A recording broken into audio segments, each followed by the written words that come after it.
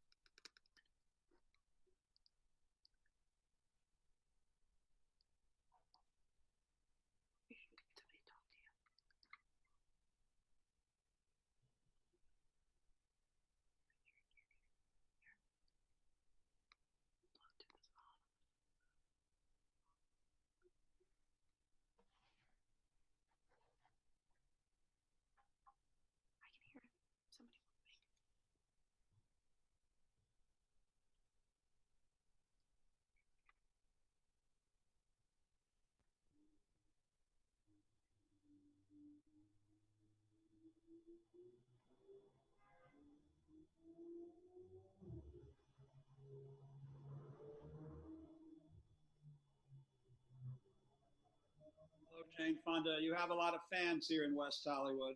Thank you for swearing in our mayor. I think you're muted. He can't hear you. You have to unmute yourself. I'm so honored to be able to do it. Awesome. Thank you.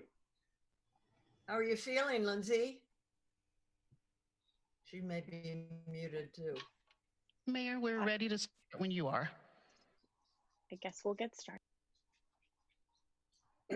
All right, we are ready to begin our meeting. We'll call this meeting to order. It's 5:34. Could we please have Rumi Nazimian lead us in the Pledge of Allegiance? If everyone would please rise and put their hand over their heart.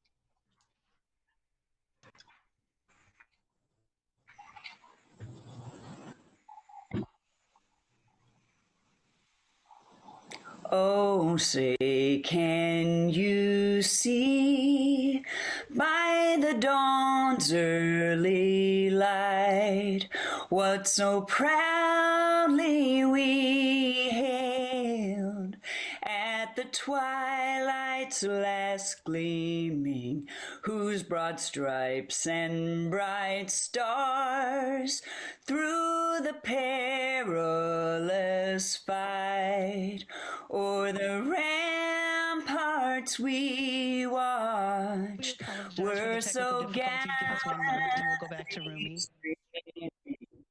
And the All right, I think we're going to do take two on this. Rumi Nazimian is going to lead us in the Pledge of Allegiance. As soon as the city clerk is ready, she can notify him. We are ready, Mayor. Thank you. All right, Rumi, please begin. I pledge allegiance to the flag of the United States of America and to the republic for which it stands, one nation under God, indivisible with liberty and justice for all. Congratulations, Lindsay.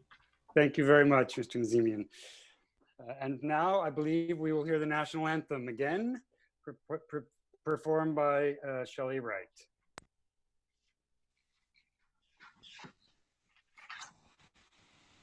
Oh, say, can you see by the dawn's early light what so proudly we hailed at the twilight's last gleaming, whose broad stripes and bright stars through the perilous fight o'er the ramparts we watched were so gallantly streaming, and the rocket's red glare, the bombs bursting in air, gave proof through the night that our flag was still there.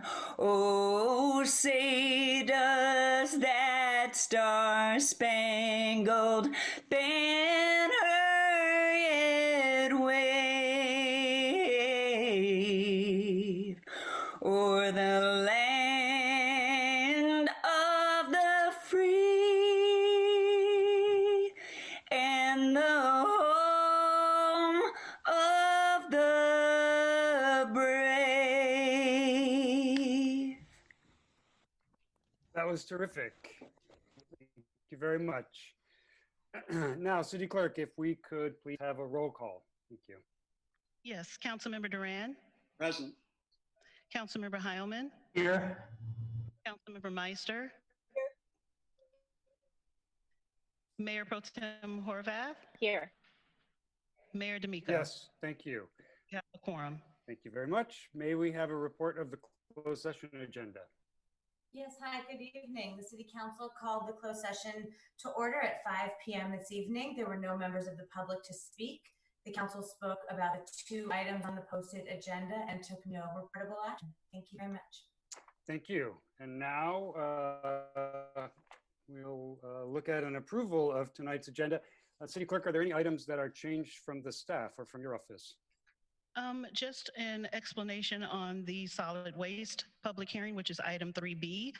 Staff is requesting that that item be tabled. And I wanted to also state that since the item is actually going to be continued to June 1st, that the deadline to receive the protest ballots will be extended to June 1st as well. Fair enough. Any changes from my colleagues on the City Council?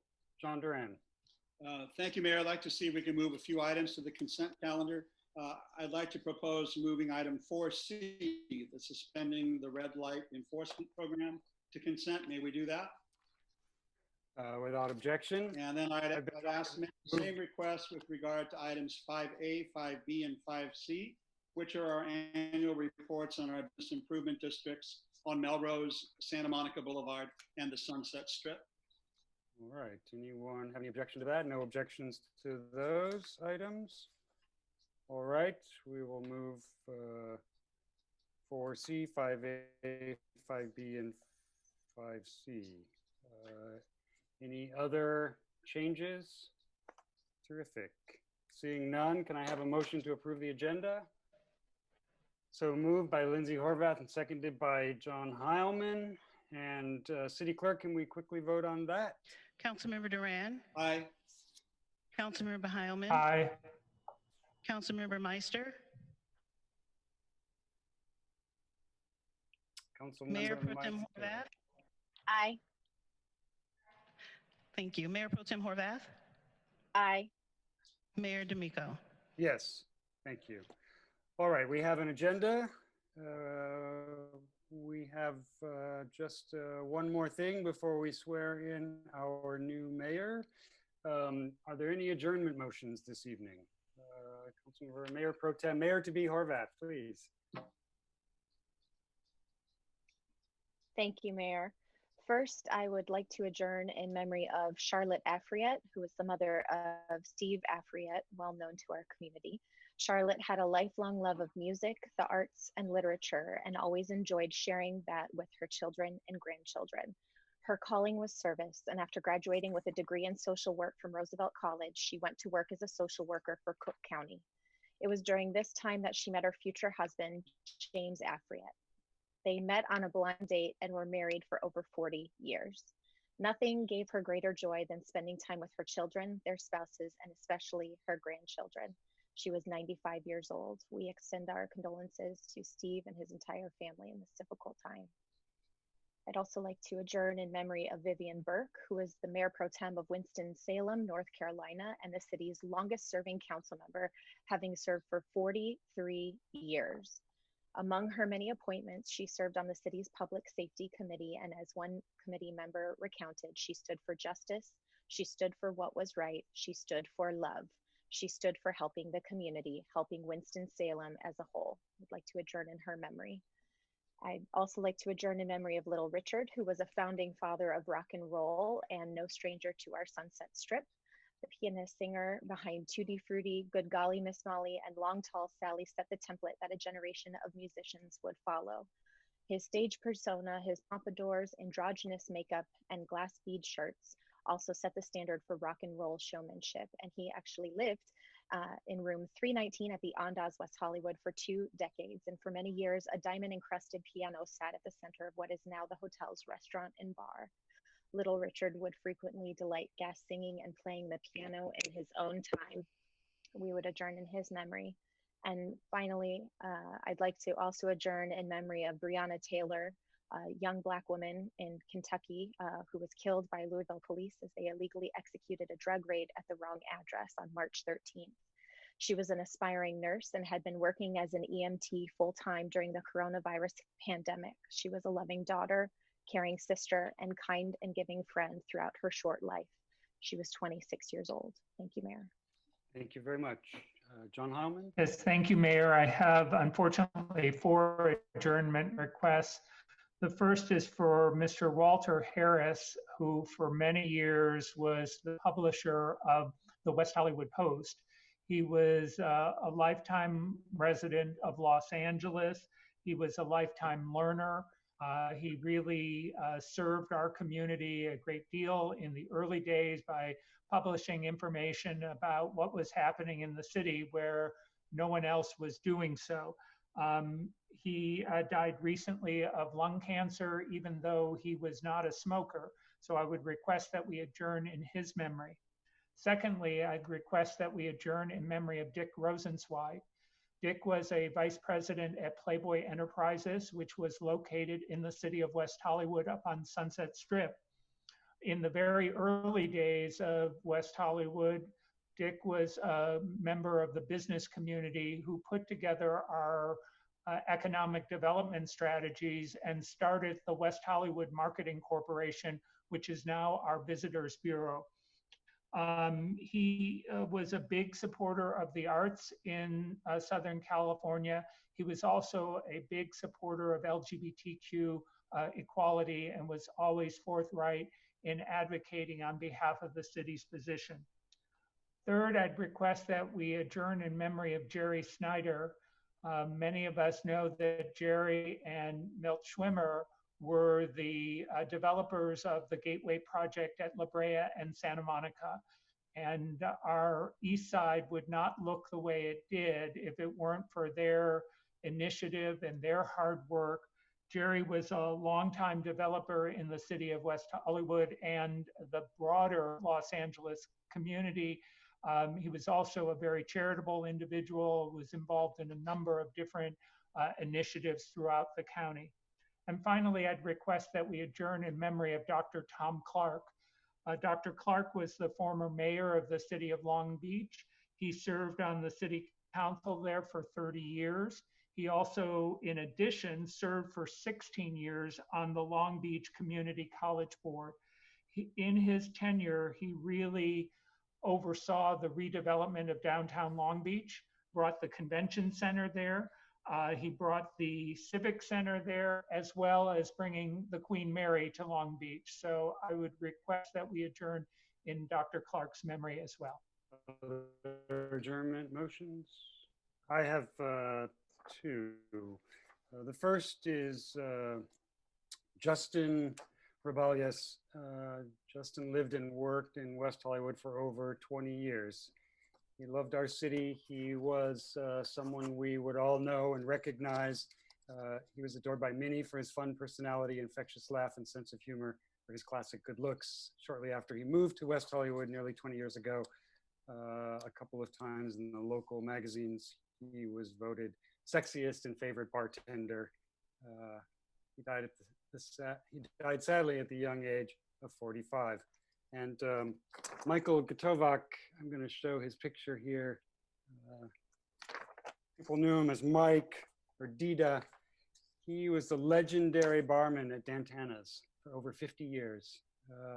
As a young man, Michael Gotovac had the courage to leave his homeland of Croatia in 1967 to escape communism, a story that is familiar to many people who took up residence here in West Hollywood. After arriving in Los Angeles and at Dantana's in the summer of 1968, Mike put on his red coat, first as a waiter with little knowledge of the English language, and then as a bartender with little experience making drinks. But over the years, Mike has hosted and served musicians, actors, sports figures, locals, neighbors, mayors, and visitors from around the world. He developed a relationship with the dedicated Dantana's patrons who appreciated his endless, consistent kindness, devotion, humor, generosity, love, and support. He was a local icon and a well-known West Hollywood employee of Dantana's. He died sadly due to complications of COVID-19. And with that, we will move on to the exciting part of tonight's meeting. Jane Fonda will administer the oath of office to the newly elected Mayor, Lindsay Horvath. Ms. Fonda. It is my great honor. Mayor, I'm sorry, Ms. Fonda, before you begin, if everyone else could turn off their camera so that the incoming mayor and the person administering the oath will be shown on the meeting. Thank you. Lindsay, I'm really honored to do this. I'm so grateful. So I want you to repeat after me. I, Lindsay P. Horvath, I, Lindsay P. Horvath, do solemnly swear do solemnly swear that while serving in the office of mayor that while serving in the office of mayor of the city of West Hollywood, of the city of West Hollywood, I will support and defend I will support and defend the Constitution of the United States the Constitution of the United States and the Constitution of the State of California. and the Constitution of the State of California. I will bear true faith I will bear true And faith and allegiance to the Constitution of the United States, to the Constitution of the United States the Constitution of the State of California. and the Constitution of the State of California. I take this obligation freely, I take this obligation freely, without any mental reservation without any mental reservation or purpose of evasion. or purpose of evasion, And I will well and faithfully discharge and I will well and faithfully discharge the duties upon which I am about to enter. the duties upon which I'm about to enter. Congratulations, Lindsay. You're Thank going to be you. a great mayor. Thank you so much, Jane. I really, really appreciate it.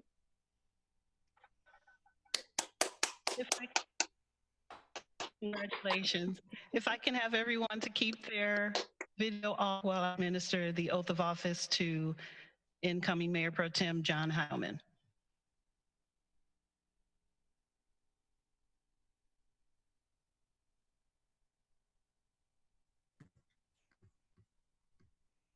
Raise your right hand and repeat after me. I, John Heilman, I, John Heilman, do solemnly swear do solemnly swear that while serving in the office that while serving in the office of Mayor Pro Tempore of Mayor Pro Tempore of the City of West Hollywood, of the City of West Hollywood, I will support and defend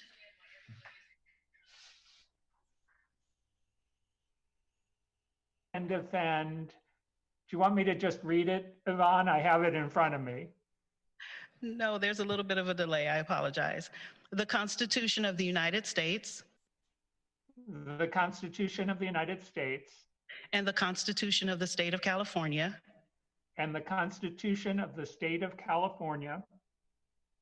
I will bear true faith and allegiance I will bear true faith and allegiance to the Constitution of the United States to the Constitution of the United States and the Constitution of the State of California. and the Constitution of the State of California.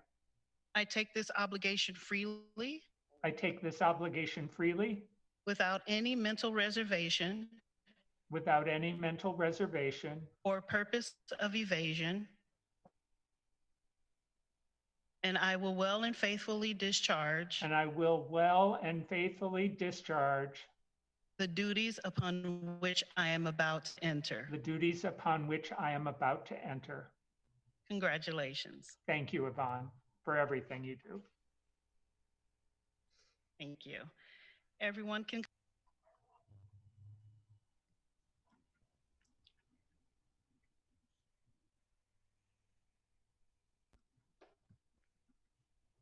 All right, Madam City Clerk, I now see on our agenda we have introduction of dignitaries. Since you know who is in the Zoom meeting with us, I will defer to you walking us through that list. Thank you very much.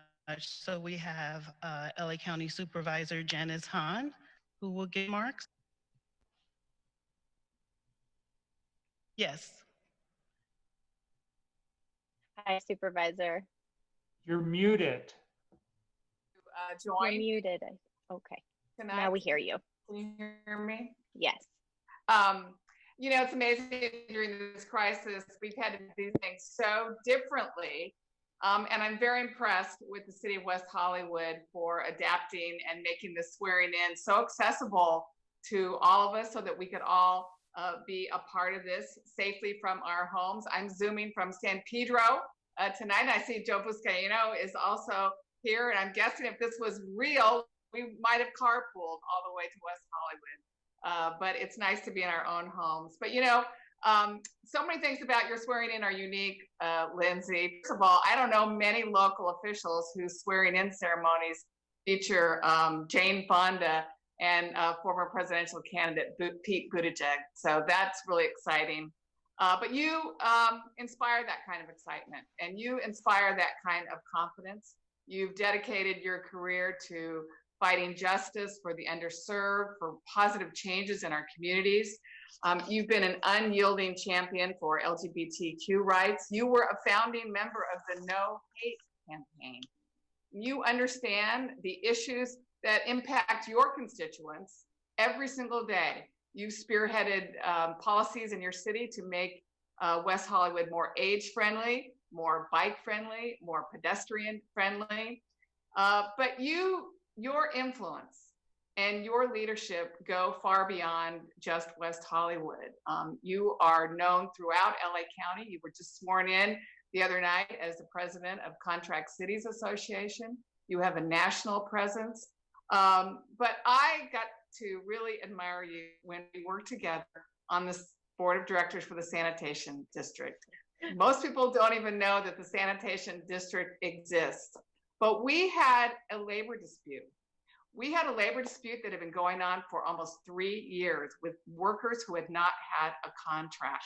And you not only stepped up to fight for these workers and their rights, but you went toe to toe with some of the other directors and would not stand for some of their bullying tactics. And I saw you up close and personal. And it wasn't on a Zoom meeting. You had to travel to Whittier for those meetings. And I just admired you so much for your leadership. You know, you do what's right even when no one's watching. You're a remarkable woman. You're remarkable, and I think you're the perfect person right now during this time of crisis. And I know you're not leading alone. You have the support of Mayor Pro Tem John Heilman, also a tested leader, one of West Hollywood's founding fathers. So this year will be challenging for all of us in this country. It will be challenging for those of us in LA County. But I know that the residents of West Hollywood will have confidence that they have the best woman on the job. Congratulations, Lindsay. Thank you very much, Supervisor. It was a pleasure working with you on that board. And next we will have remarks from LA Council Member and National League of Cities President Joe Buscaino. Thank you, Madam Clerk. Congratulations, Madam Mayor. I'm so happy and so glad that you've taken on this role and leading West Hollywood, especially during this crisis. And I just want to join Janish's chorus and offer our congratulations and our love. And I too have had a front row seat of watching firsthand your leadership on a national level. And as president of National League of Cities, you've been very active and engaged with the women's and municipal government constituency groups as a chairwoman, as well as chair of our human development. And just to the city of West Hollywood, you are blessed to have Lindsay's guidance and direction and leadership. She is respected not only here locally, but on a national level, and dealing with and advocating for your city on transportation, on public safety, on economic development, on human development. And one thing that stands out in Lindsay is her love for her city. She has and brings with her often at all of our convenings her signature rainbow purse strap that she wears proudly. And she has been a true advocate for equality here locally on a national level as well. I first met Lindsay on my first few days in office in 2012 on the No Hate campaign. And I was one of the first LA City Council members to embrace the campaign. And just from there on, over a period of these last 8, 9 years, Lindsay, I value your friendship and just want to wish you a blessed year coming up leading West Hollywood. And just know, we too are one of 88 cities in the county, but regardless of the population size, we are speaking the same language when it comes to solving problems for our residents. And I wish you the best of luck on behalf of the entire city of Los Angeles. Lots of love. Congratulations. Thank you. And now we have a video message from former presidential candidate Pete Buttigieg. Hi, this is Pete Buttigieg coming to you from South Bend, and I sincerely wish that I was with you in person. But I want to offer my warmest congratulations to Lindsay Horvath and John Heilman as they begin their terms as mayor and mayor pro tem for the city of West Hollywood. It won't come as a surprise for you to hear me say this, but I believe that local leaders, especially mayors, have never been more important.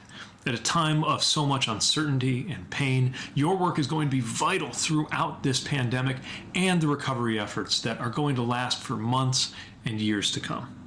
Even before this emergency, America was suffering from a need for greater leadership and a crisis of belonging, where far too many people across our country and our communities didn't sense that they were included in the future. The work that you are doing in West Hollywood can and should serve as a model for building a more hopeful and inclusive society for Americans of every background. So I want to send my congratulations and gratitude to you, to your outgoing mayor, John D'Amico, for his continued commitment and leadership to the city, and to everyone in the community. It was great getting to know all of you throughout our campaign, and both Chasten and I really enjoyed all of our opportunities to spend time with you in such a special city. I'm very much looking forward to celebrating in person, hopefully in the near future. In the meantime, again, congratulations and warmest wishes from here in South Bend. And now we'll have a video message from Beverly Hills Mayor Lester Friedman.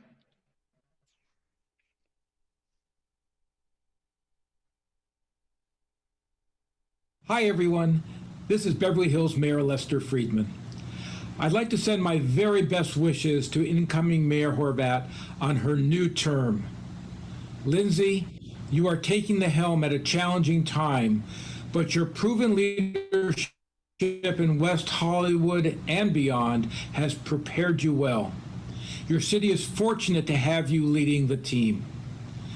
Please know we are here to support you as we all work together to move our cities forward and recover from COVID-19. Again, congratulations on behalf of your neighbors in Beverly Hills.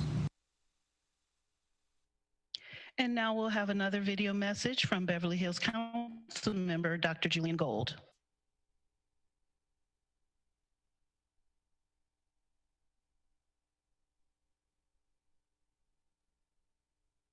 Thank you for giving me this opportunity to address you this evening.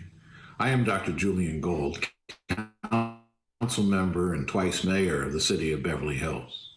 I'd like to congratulate outgoing Mayor John D'Amico for a job well done in very, very trying times. I'd also like to express my congratulations to John Heilman as he becomes your mayor pro tem, and to Lindsay Horvath as she becomes the mayor of the city of West Hollywood.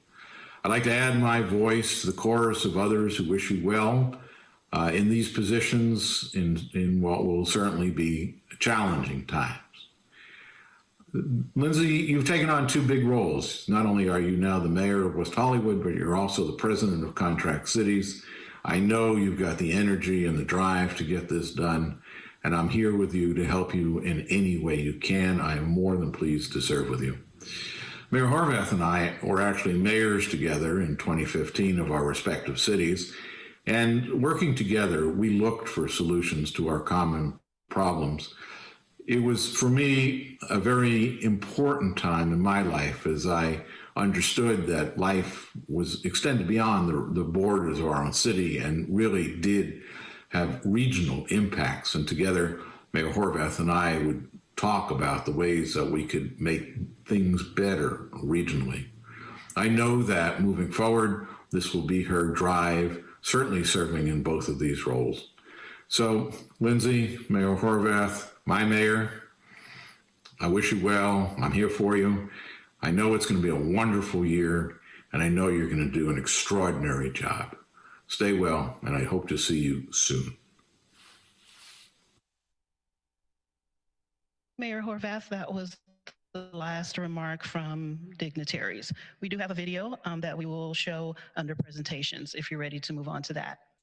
I believe so. We have a video from V.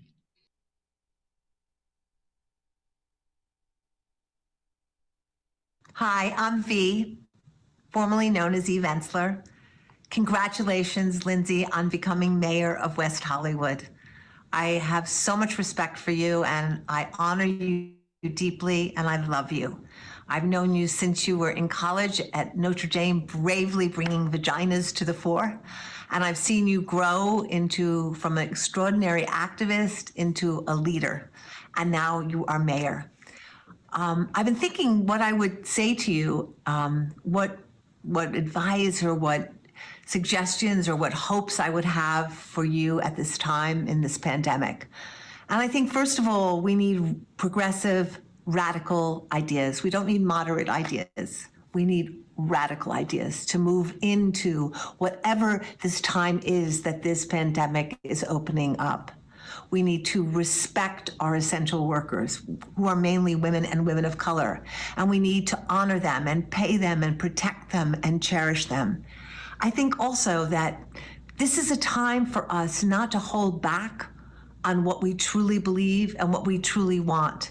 We want an end to racism and white supremacy. We want an end to homophobia and transphobia. We want an end to sexism and the desecration of women through violence. We want an end to diabolical capitalism that picks profit over people and commodity over comfort. We want free health care.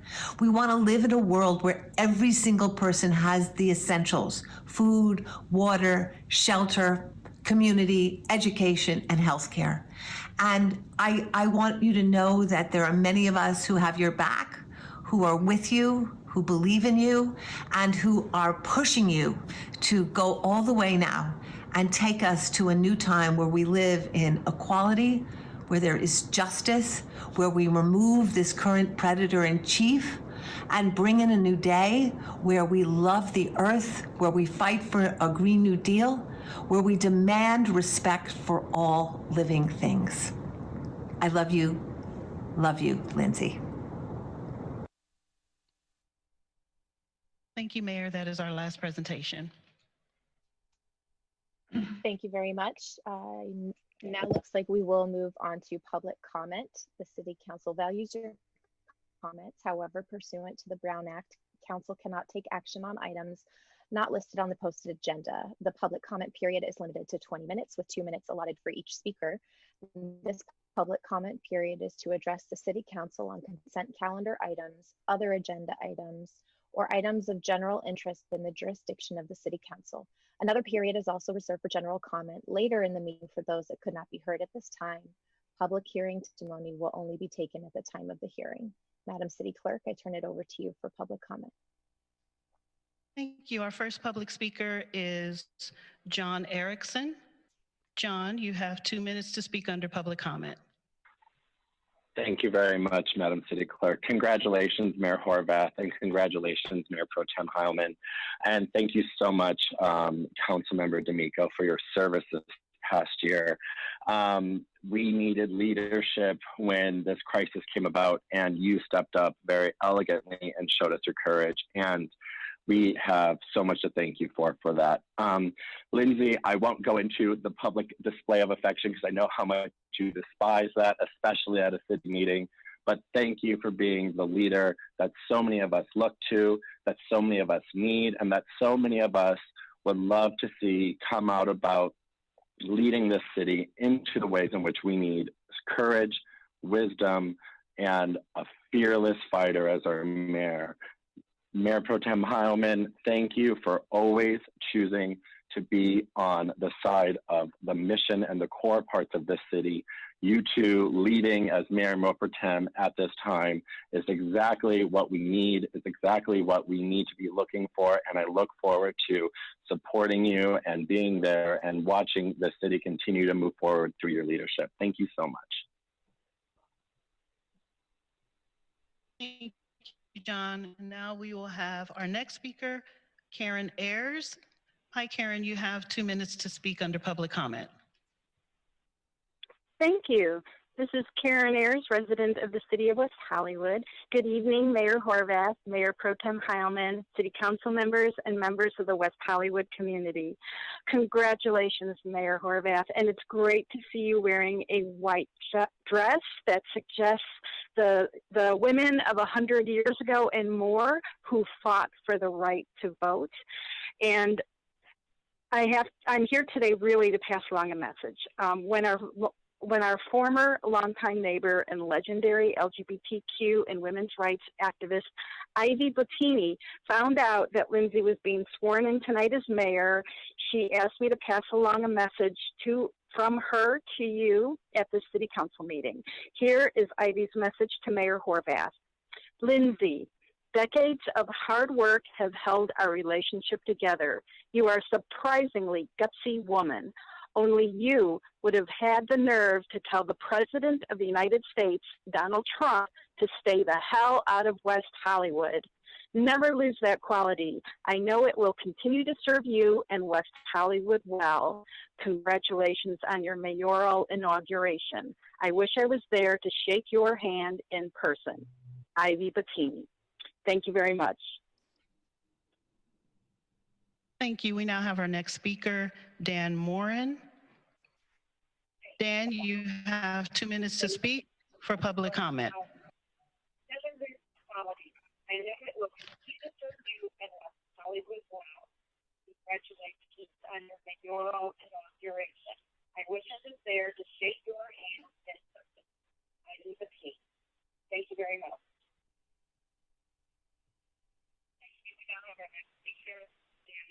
Dan, are you there?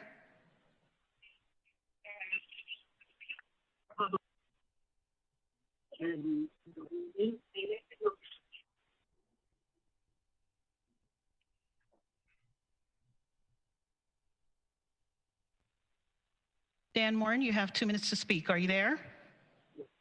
Yes, I am. Can you hear me? Yes, we can hear you. Okay, and we're talking about consent items now, correct? Yes, and general public comment. Okay. Congratulations, Lindsay, as the mayor. Congratulations, John Heilman, as the mayor pro tem, and other city council members. Greetings. I want to talk about my concern about consent items 2E, 2F, and 2J. All of them deal with expenditures. I've read the council agenda and any attached staff report, and these three items will incur a total cost of $103,500 to the city. Although these are noted in the fiscal impact as being budgeted expenditures in fiscal year 20, we are living in truly perilous times. That said, I do not think it wise for the city to pay any monies for non-essential project or activities. We do not know when this pandemic will end or what the eventual economic devastation this will cause. Total fiscal prudence should be exercised. These three items should not be funded now, but postponed to a future time when we have a better understanding of our resources. And I say this despite staff stating that even in light of COVID-19, residents can either view them from a safe distance, item 2E, the artwork, or not directly involved, 2F. And of course, 2J is about WeHo Live. I did some research on the views on WeHo TV on YouTube, and there was one view 5 days ago for a COVID update. There were 499 views of the last city council meeting on May 4th, and the largest one was for a number of years ago at 1.9 million for a short essay called Alice in WeHo Land. I don't know if even this mere amount is justified to be spent. We have so many options. We have cable TV that constitutes many, many channels. We have Amazon, Netflix, Hulu, again, YouTube, on and on and on and on. I just think we have to exercise extreme financial caution in these very difficult times. I certainly do not envy you, as I believe that you're going to have to make some Solomon-like decisions in the coming few months. Thank you for your time. Thank you, Dan. Our next speaker is Larry Block. Larry, you have 2 minutes to speak under public comment. Hello, everybody, and congratulations again to Mayor Horvath and Mayor Pro Tem John Heilman. 5 or 6 times you've done this, and thank you to John D'Amico, Mayor John D'Amico, ex-Mayor John D'Amico. About 6 weeks ago, on our first virtual meeting, I brought up the need for masks for residents. At that time, there was pushback, but now it is clear that masks are needed for all residents when they leave their homes. Is the city making masks available to those residents? The need continues to rise. Daily clean masks can be a considerable expense to a senior on a fixed income. I'd like to put forward an idea from Pat Dixon. Pat suggests vouchers, just like the tax coupons. The city can work in tandem with local businesses or through the chamber to allow a resident to get PPE at a discounted price. It's important for residents to have clean masks to stay healthy. Another open question raised was guidance to residents in multifamily residents. Are elevators required to be cleaned daily or weekly or twice a day? Are tenants required to share if they test positive? Condos and apartments share many common spaces, stairwells, handrails, or even air vent systems, but yet the city has provided little guidance. One building manager tells me of 2 tenants in a 28-unit building, both COVID positive, and house sitting for a neighbor, both walking back and forth without a mask, putting all the tenants at risk. Is this proper? These rules need to be clarified and enforced and communicated. We celebrate so much in West Hollywood. Let's celebrate keeping our city safe, which is more important than anything else. Thank you.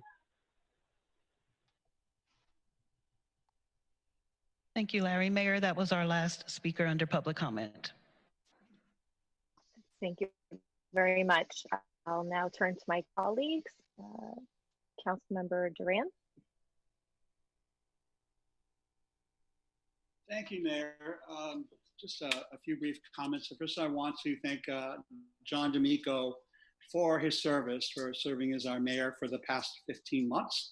I don't know if you remember, I was in the hospital when John took over as mayor 15 months ago, and I appreciate him coming in and running the city and guiding us through a lot of really tough times. And John, I've watched you since the day you were first elected to the council, and I've watched you grow and mature, and you've just been such an excellent leader for all of us in the community and this council body. So thank you, John D'Amico, for your service. I also want to congratulate my colleagues, Lindsay Horvath and John D'Amico. I wondered if Lindsay was going to try to outdo me on the Eddie Money swearing me in, but I think Jane Fonda is perfect for a night like this. So many of us love her, me included. It's going to be a tough year ahead, Lindsay. Fortunately, you've got two of your colleagues that were here in 2008 when we went through the Great Recession. We had to make a lot of really tough choices. So we've got a couple of your colleagues here who've done this before, and I hope that you reach out to us and rely upon us for the really tough decisions ahead. I think that you are the face of the new West Hollywood, and John Heilman and I are the tired old faces of yesterday. Yes, John, I said that out loud. But looking forward to your leadership and your guidance, Lindsay, in the upcoming year. My colleague, John Heilman, we just couldn't have a better person on the council, John. You are the heart and soul of this city, and I so appreciate you being here from day one. And this is not the first time that you have been asked to lead us through very difficult times, from incorporation, through HIV and AIDS, through the 2008 recession, and now through COVID-19. And I just want to finish out by thanking my colleague, Lauren Meister. Lauren and I don't come from the same political spectrums of the city of West Hollywood, but I think we have learned to work together on so many issues as colleagues and allies. And I want to thank Lauren for her continuing service. And like Lauren, I'm deeply concerned about my own business, and I think Lauren and Lindsay and I are all going to be working our hardest to keep ourselves afloat through these very trying times in the upcoming year. Just a quick comment, and then I'll stop. I think that so many of our people are feeling a high degree of frustration right now. Due to a lack of clarity obviously from Washington and the White House, but also coming out of Sacramento and the county as well. And we are just one of 88 cities in the most populous county in the nation. But I would say we are one of the most visible cities in this county. And that I hope in the upcoming year that we continue to bring that ingenuity and that innovation and that creativity that has been a hallmark and staple for the city of West Hollywood, that we don't always go with the other 87 cities, that we sometimes pioneer and forge ahead in uncharted territory when we think it's the right thing to do, and we make corrections as we go along. And finally, I wanted to thank our city attorney, Mike Jenkins and Lauren Langer, both, and Paula Arevalo, our city manager. A lot of our residents, I think they know this, but I never hesitate to repeat it, because of such a stable city government for 35 years and a long-serving city manager and a long-serving city attorney, we have managed to accumulate a very healthy surplus. That means that we're going to weather this storm because of a lot of prudent and conservative fiscal decisions that have been made over the decades. To give us the ability to set aside prudent reserves for a rainy day that has finally arrived. And I really want to thank our city manager, the entire finance team, because they really have provided us with a rock solid foundation. I've talked to council members in other cities who are looking at drastic cuts in employees, drastic cuts in services. Some are looking at filing Chapter 9 bankruptcy for their city. That is not where we are. And the reason we are not there is because of our city manager, city attorney, and the incredible staff that serve us every day of the year. So I'm ready for a tough and challenging year, ready to rock. Mayor, it's your show. Look forward to serving under you. Thank you. Together with each other, yes. Councilmember Meister. Thank you very much. First, I want to say thank you to Councilmember Duran for not lumping me into the old faces category. I appreciate that. I want to congratulate Mayor Horvath and Mayor Pro Tem Heilman. I'm here at your service. I look forward to working with you on the challenges that we are going to face over the next year, particularly bringing back our small businesses, helping our renters get through this period, and our landlords. So, you know, I'm here, I'm home. You know where to find me. I want to thank Councilmember D'Amico for his service these last 15 months. It's been a little bit of a roller coaster. So, and you not only held on, but you really steered that roller coaster. So thank you very much for that.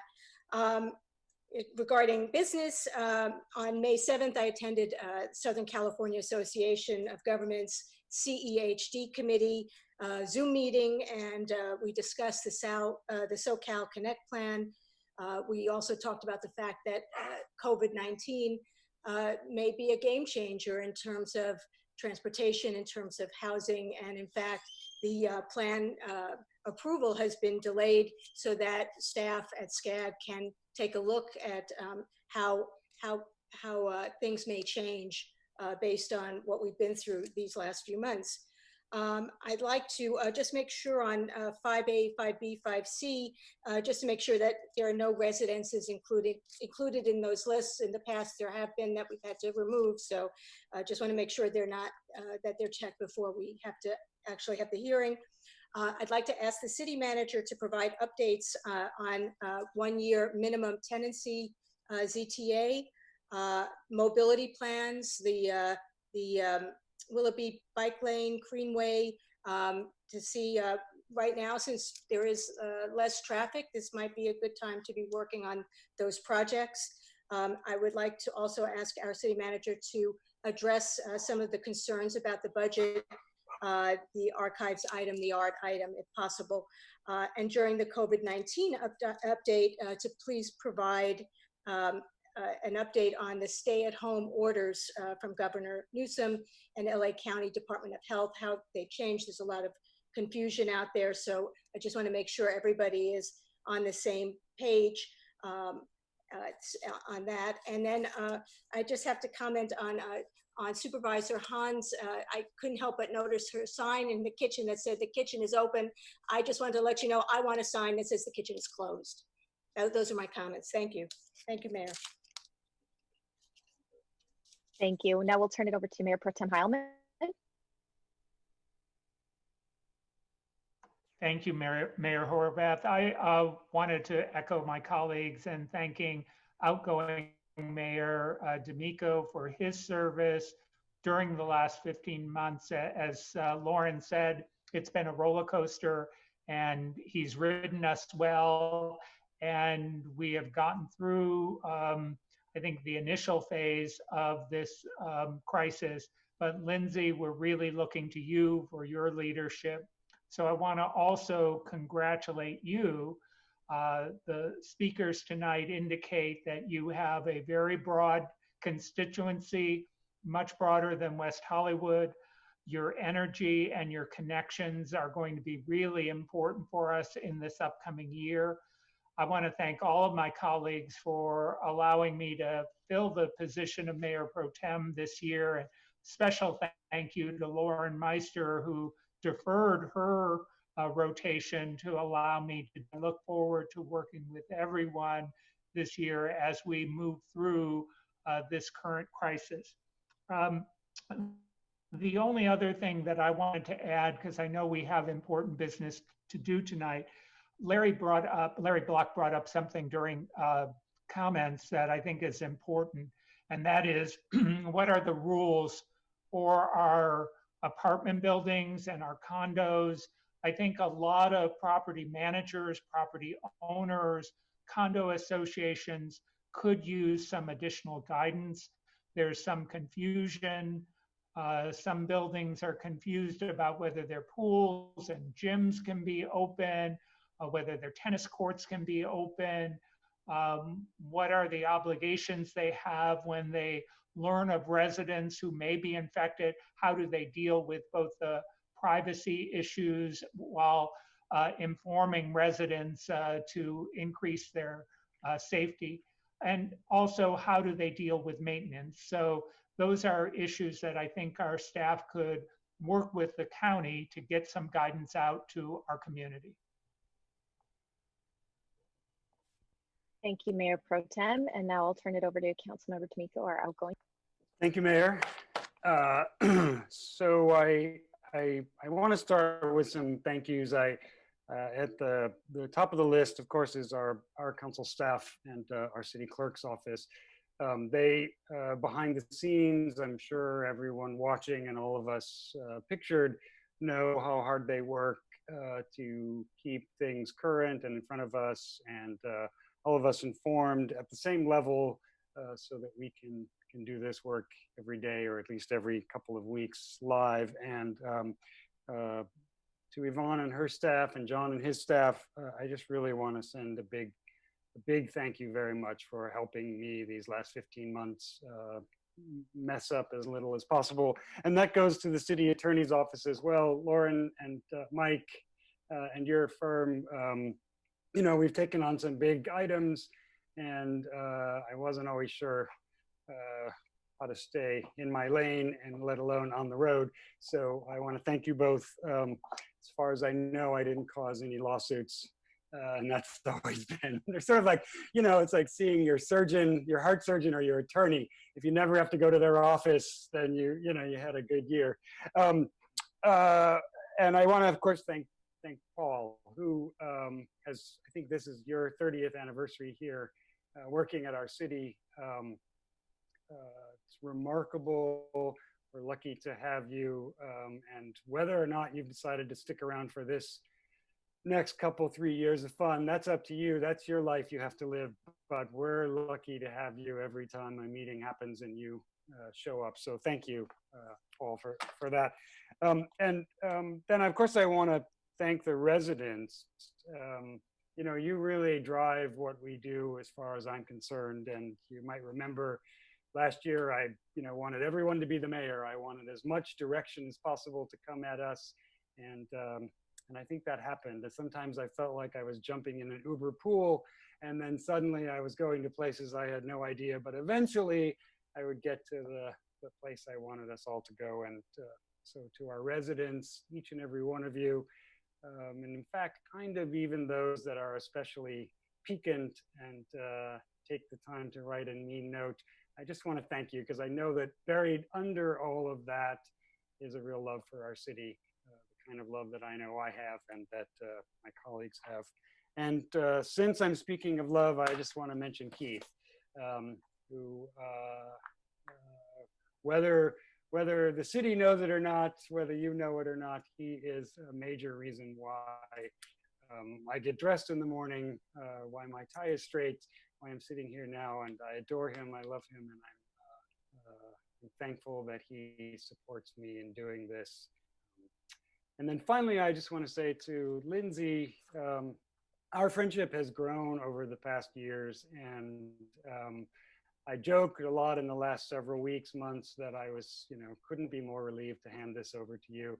And there is a lot of truth to that joke. I couldn't be more relieved to hand this over to you. It's been quite a time, certainly, and including what started on March 15th, and in some way prompted us to no longer work at City Hall, to be kind of a city without a home. But I think what we found is that we've brought the city into all of our homes. And I'm excited and happy that you are taking this over. As John Durant said, you are in some way the face of new leadership in our city. And I think all of us want to work together and work with you to do whatever's right and next and right for our city. So congratulations to you, Lindsay, to you, John Heilman, and Lauren and John and I. Since we're not being shoved to either the far right or the far left, we'll just take our seats right here in the middle. So to all five of us, I wish us much luck. And soon, I would imagine we'll be sitting in the same room again, maybe next year. All right. Thank you all very much. Thank you, Councilmember D'Amico. And I also want to thank city staff for working so hard to make tonight possible. I hear from every city and association we work with how impressive our staff is at getting the job done and making sure that people feel cared for in the process. And I just want you to know how much you are appreciated. And I also want to offer a special word of thanks to our city manager, whose experience and expertise has helped us navigate this crisis better than most. We really appreciate you. Thank you all for the work that you do. I want to thank my friends who made tonight's meeting so special. Rumi, thank you for reminding us how important it is to let young people lead. Your daddies are so proud of you, and so am I. Thank you for being a part of tonight. Pete, you have used your voice and your platform to show what a world can look like where there's room for everyone and where everyone belongs. Thank you. And you are always welcome here in West Hollywood. Thanks to Mayor Friedman and Councilmember Gold for being friends and neighbors in that order. I look forward to continuing our work together. And to Supervisor Hahn and Councilmember Buscaino, thank you for your support and friendship across borders for all our shared interests. I am so grateful for you both. I want to thank Shelley and Jane and V for being part of tonight's ceremony, whether it's topping music charts and leading the way as one of the first open LGBT country stars, or putting the nation on notice about the urgent need for action on climate change, sexism, racism, and justice reform, or waking up the world to the atrocities perpetrated against women and girls. You have all inspired us to use our voices for change. I treasure friendships. I'm listening, and I am so proud to walk on this journey with you. And I thank you for holding my feet to the fire. And to DJ Asha, who's yet to come, thank you for filling our world and tonight's meeting with music. I hope everyone will join the second Zoom meeting tonight. There will be information later in the meeting about how you can sign in, with guest appearances from Barbie's Addiction, Cake Moss, and Lucia. Now more than ever, we need to feel the love that's around us, to hold space for each other and to bring joy to each other. And I want to thank you all for helping us stay in touch with that pride that we celebrate as a community and the pride we hold in our hearts each and every day of the year. Stepping into this mayoral role during the time of crisis is both a privilege and responsibility that I take very seriously.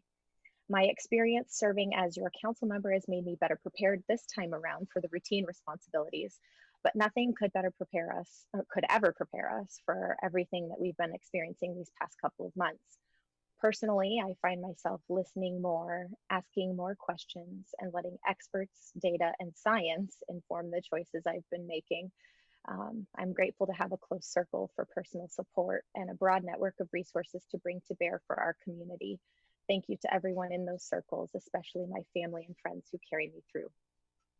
One person in both circles is our outgoing Mayor John D'Amico. Your strong and steady, even and shiny leadership has weathered plenty of crisis in your term, and our community is better for the ways you've steered us. You even made time to join the California Contract Cities Association Zoom meeting at 6 o'clock on a Saturday evening. Thank you. I appreciate the ways you've reached out to work with me. Our community expects us all to collaborate, and I look forward to following your example in that. I consider myself blessed to also have as my co-pilot the person who knows our city best. Thank you, John Heilman, for stepping up to serve another term as Mayor Pro Tem. Together with council members Lauren Meister and John Duran, we'll continue to work hard to support our residents, our workers, our business community, our guests, the people who have made West Hollywood a city we're proud to call our home. It's no secret we'll need to create a new normal in response to the COVID-19 emergency. And some things we took for granted, we now have to take very seriously. We need to be methodical in how we reopen West Hollywood and make sure we aren't creating more problems than we're solving. That's one reason I've been working with the Sheriff's Department and our Strategic Initiatives Division to develop a pilot program that more aggressively addresses the combination of need related to homelessness and COVID-19. The experience of homelessness in LA County has only grown as people have lost work, jeopardizing their housing and way of life, and West Hollywood is feeling the impact. Additionally, the top 3 areas of need for which residents call into the City Hall are transportation, food security and access, and housing issues. We need to put people in need at the center of our work and pass a budget that reflects these priorities. We must do more, and I am grateful we're trying new strategies which have been effective in other places to connect people with the services and support they need. It is simply inhumane to turn our backs on each other. We must stay true to our core values. The ability to create a new normal is already in our DNA. Respect and support for people, responsiveness to the public, and public safety are lenses through which we're seeing our world in a whole new way today. West Hollywood is the best example of resilience. On the journey to cityhood, every no or that's not possible fueled our fight. We dug deep, we were spirited, and we showed LA County and the world what we are made of. We must know our history and learn from it. One way to do that is establishing West Hollywood Day on November 29th with formal recognition of the journey people in our community took to define and protect our community and way of life. I had hoped that we'd have a reception together in person today as an opportunity to collect memorabilia, photos, and artifacts, but here we are digitally. So while you're home, if you're able, please take a moment to set aside whatever you think is reflective of the community's journey to becoming the city of West Hollywood. We'll talk more about that later. We are artists and inventors. Innovation and creativity in this new era will be essential. How do we improve work environments or build connected community in spite of physical distance? What lessons have we learned about our impact on the environment in our old way of life? And what can we do differently as we're starting back up? In discussing our state of the city this year, our staff in the chamber are working together to create a virtual event, making it more accessible to the community while keeping people safe. As we rebuild our economy and promote economic development, we must hold sincere gratitude for our frontline workers who have kept us safe, fed, and cared for. We must support people who are out of work, getting back to their jobs in a safe way, ensure that business owners have the tools to safely reopen, and incentivize people to see West Hollywood as their top choice to safely rest, relax, and return to enjoying time together. Not all ideas are going to come from City Hall. In fact, they shouldn't. We need your help to help us rebuild. As we tackle this crisis, we can't forget who we are and where we came from. We must honor the centennial of women's suffrage and protect our ability to vote, which is so critically important in this election year. We must celebrate our LGBTQ community and make our seniors and older adults who may be living in isolation because of county orders more visible. We must embrace our Russian and Spanish-speaking communities to make sure all feel welcome and supported. You have an important role to play in taking on this crisis. Many of us sit in a place of privilege because we have employment or housing, because we're white or English, because we have a network of support to turn to. So it is our responsibility to use our power to help those most at risk. I recently read a story about a UK rail worker who died from COVID-19 after being spat on by an angry patron. This cannot be who we become. We cannot let our frustrations or fears get the best of us. Respecting people's space, as well as the guidelines LA County Health Department has in place, will help us get back to being in person with one another as soon as possible. People are experiencing struggles we may never know or see. Now, more than ever, we have to be gentle, be compassionate, and really consider the needs of one another. Thank you for allowing me to serve as your mayor. I'm sending you lots of love and virtual hugs to get you through this time until we can be together again in person. Thank you very much. And now I'll turn it over to our city manager.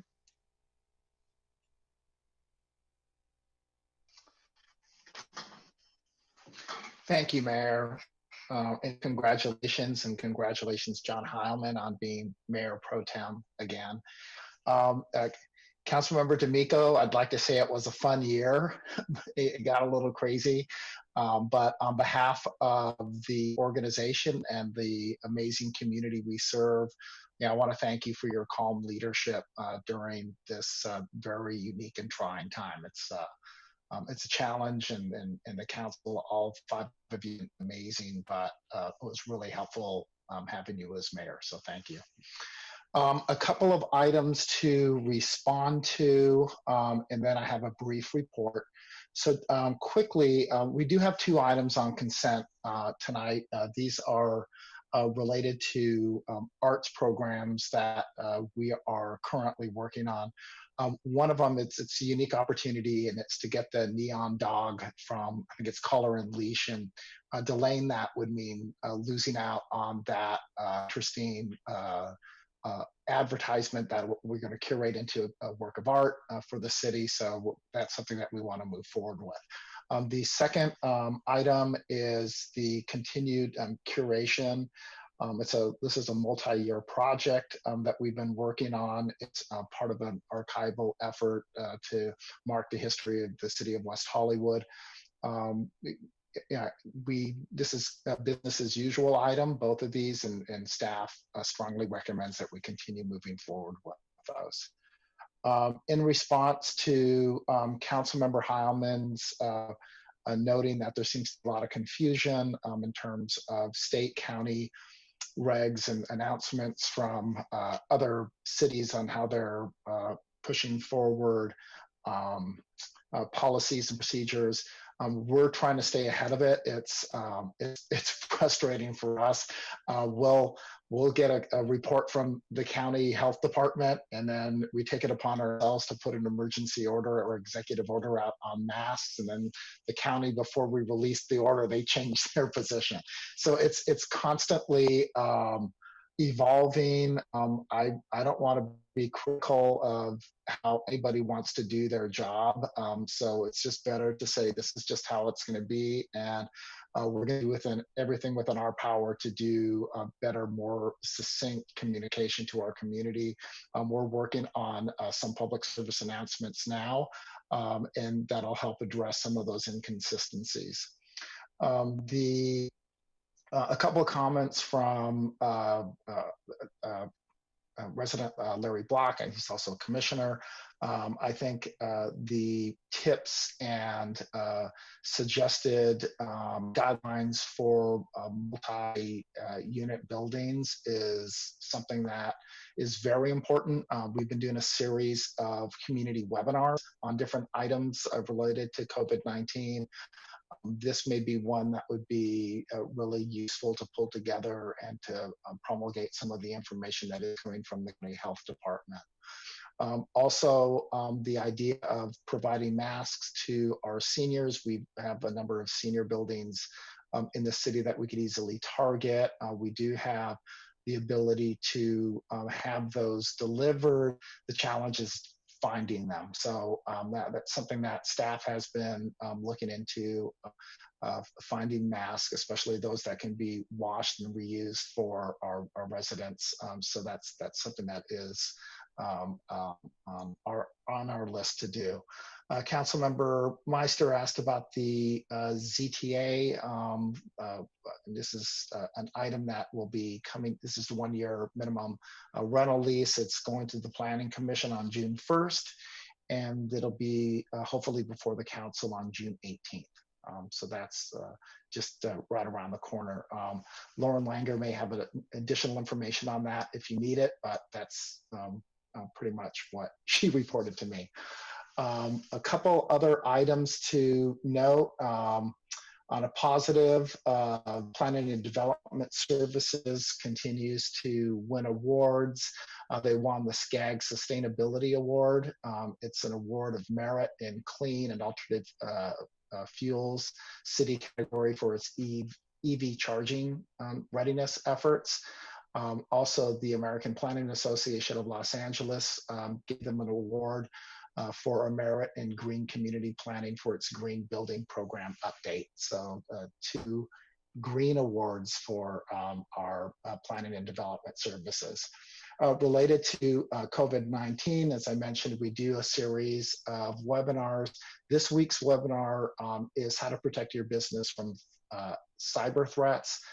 This is scheduled for tomorrow, May 19th at 2 p.m. You could register at weho.org. This is really an important program to push out, especially as a lot of us are working remotely. You want to make sure that you're protecting your home system, but also whatever conduit you have to your employers. Also, in response to the new commercial tenant and landlord programs that we've put together. We are doing the mediation services. We've set that up. Folks who are interested in this program, whether you're a landlord or a commercial tenant, you could register at the West Hollywood Chamber or wehochamber.com/mediation services. And these are free services to help any disputes between commercial landlords and their tenants. If there are no questions, I'm done with my report. Oh, Lauren has something to add. I just wanted to clarify, I believe the dwelling unit ZTA is going to go to Planning Commission on June 18th, not June 1st, and then it will go to City Council later in the summer, probably July or August. Okay, got it. Mike, just to round out the team, anything? Okay. Congratulations. All of you. Thank you very much. I will turn it over to our city clerk. What is the fiscal impact of our consent agenda tonight? Mayor, thank you. Before I give the fiscal impact, we had an additional person who wanted to speak on items 5A, B, and C, and those were moved to consent. And Okay. actually, that person has just left the building, so I will go ahead and give the fiscal impact. Okay, thank you. Now they're not. The fiscal impact with the addition of items 5A, 5B, and 5C is $103,500 in expenditures, $236,000 in potential revenue, and $0 in waived fees. Okay. Moved. There's Or second, whichever.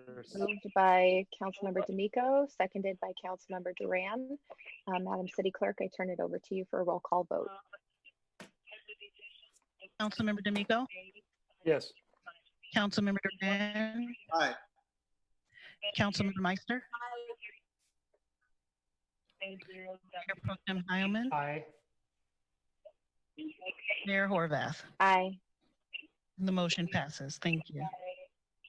Thank you, Madam City Clerk. And now we'll go to our first public hearing of the evening, item 3A, review of the city sewer service charge for fiscal year 2020-2021. Madam City Clerk, how was this noticed?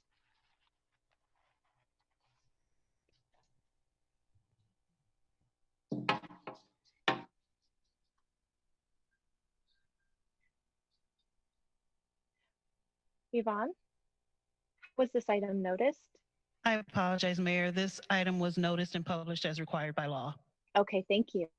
We'll go ahead to hear the item and open the public hearing. And I will turn it over to staff to see if there's a presentation. Do we need a presentation, Council? No? Okay, we're going to skip that staff presentation. Do you have any questions, Council? If not, Mayor, do we have any speakers on this item? We do not. We have staff member Hanny Dimitri on the line. Mayor, I would move that we close the public hearing and adopt the recommendation. Second. all right, it's been moved and seconded. Madam City Clerk, we'll turn it over to you. Councilmember D'Amico? Councilmember D'Amico? Yes. We're voting, correct? Councilmember Duran? Aye. Councilmember Meister? Aye. Mayor Pro Tem Heilman? Aye. Mayor Horvath? Yes. The motion passes.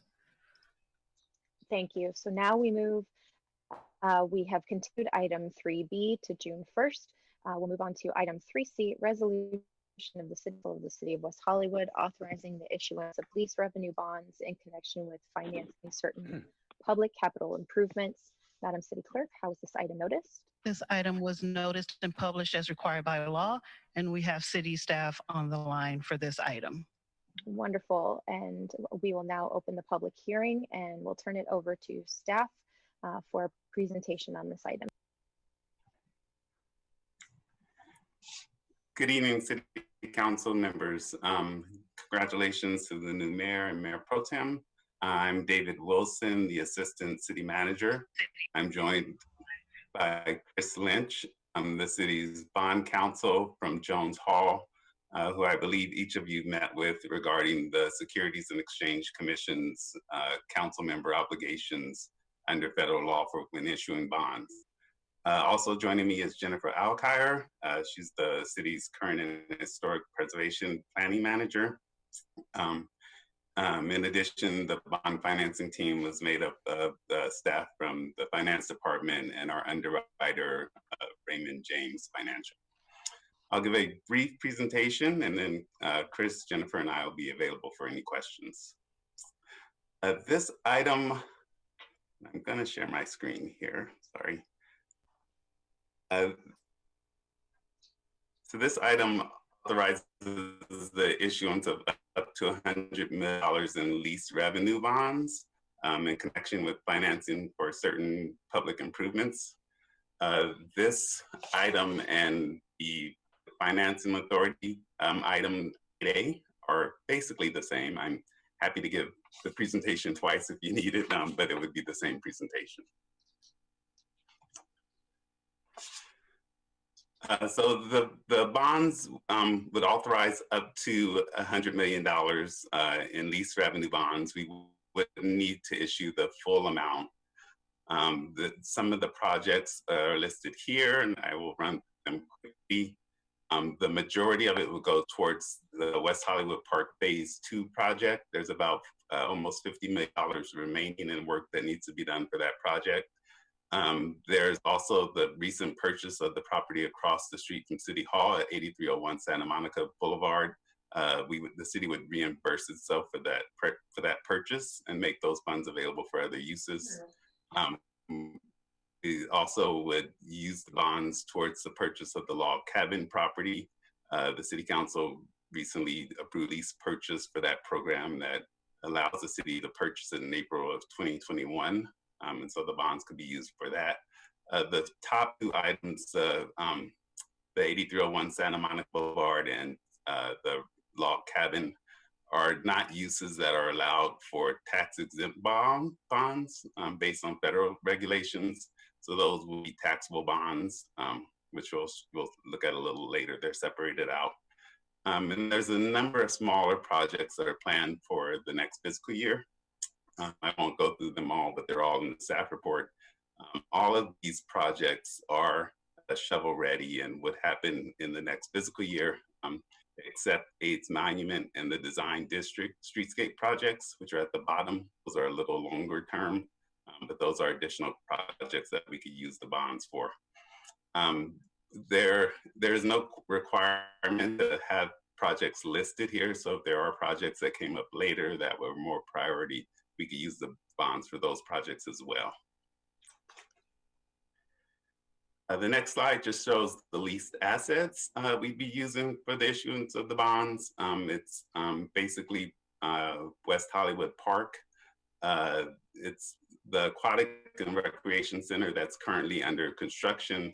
We have had it appraised. It's almost $100 million. We prefer not to use those towards the issuance of the bonds because it would require capitalized interest, which would cause the interest to be a little higher. We are looking at using all the other properties on this list, which is the North Park, the library and 5-story parking structure, Kings Road Municipal Park parking structure, and then also Worley. They provide about $150 million in leased assets that could be used towards both this bond issue and the 2016 bonds, which this is an addition to those bonds. This just shows the sources and uses of funds. The $90 million here is what we most likely issue up to that amount. That allows us not to use the aquatic center and recreation center that's under construction. But this is really kind of the cap. We most likely have been looking at numbers between $70 and $80 million. And it's mostly going to depend on interest rates at the time that we issue the bonds. This shows the uses as well. Almost the entire amount would go directly towards the projects. There's about $636,000 that would go towards the cost of issuing bonds. And this just shows the debt service payments over time. The first year shown here is a little lower payment. We wouldn't make the first payment until April of 2021. So during this time of uncertainty, it provides us a little more flexibility with making that later payment. And then basically the payments are around 11.5 million for all of the city's bonds together. Currently we have 2013 bonds, 2016 bonds, and then this new one would be the 2020 bonds. So currently we're paying around 6 to 8 million for the 2013 and 2016. This will push us up to around the 11.5 million. Staff is comfortable that this is an amount that we could pay in debt service, annual debt service, based on our current budget and our projected long-term budget. We did just pay off our 2009 bonds as part of this planning for this issuance. So we were paying about 9 million already on bonds before this. So it's not a huge jump in going up to the 11.5. And if the council does approve issuing these bonds, the next steps are we would receive our credit ratings from the credit rating agencies later this week on May 20th. We will print the preliminary statement May 21st. And then we look at pricing the bonds towards the next week, towards the end of the month, and issuing the bonds in early June with the closing date of June 18th. So some of the benefits of issuing right now, I think one of the major benefits is just providing liquidity in our general fund reserves. Right now we have over $60 million reserved for some of our capital projects, the largest being West Hollywood Park. This would free up that money for other uses, certainly during this uncertain times. That's helpful for the city's overall budget and finances. Historically low interest rates. So there is a question mark there. When we first started talking about this in the end of March, they were historically low. There was a lot of movement in April, just with all the uncertainty. Things seem to have stabilized. We're expecting rates of around 2 to 3%. If we get those rates, that'll certainly be favorable. We're hoping that we drop slightly more to another percent. But that will make our decision on issuing the bonds and when we issue them. And then it also allows us to balance the fiscal year 2021 budget by using the bonds for some of these projects. We would propose not to use general funds for other major capital projects. And so those funds could be used for other things. And then there's the earlier delivery of capital projects. Kind of the philosophy with issuing bonds is you don't issue bonds until you're ready to do projects. And so we would be pushing forward to start those projects. So we're not paying interest on bonds while the money's sitting there.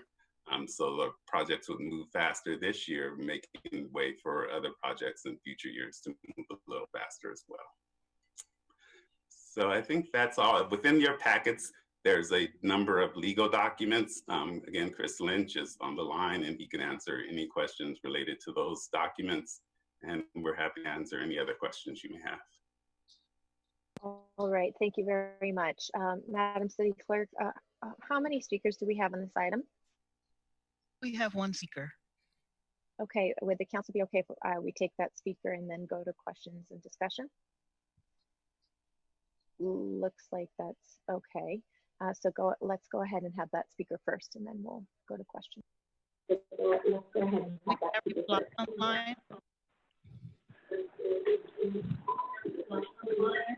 Larry, can you mute your other device? I'm not muted. Can you hear me? Yes, we can hear you. You have 2 minutes to speak. Yes, okay. Hello, Larry Block, West Hollywood. During council member comments, Councilmember Duran said we have a rock solid foundation and plenty of reserves. This item is asking for approval to issue $100 million in lease revenue bonds, and I have some questions. For which other projects has the city employed lease revenue bonds in the past? The staff report appears that these bond issuances duplicate many of the previously allocated bonds that were already issued. So my question is, why are we issuing lease revenue bonds rather than general obligation bonds? General obligation bonds carry lower interest rates, and issuing lease revenue bonds cost us more. 1% more is $1 million a year. Second, 2 meetings ago, the city manager projected a $15 million shortfall, and then last meeting, $25 million shortfall. Do we need to borrow $100 million? If the budget is tight, why do we have 0 layoffs at City Hall?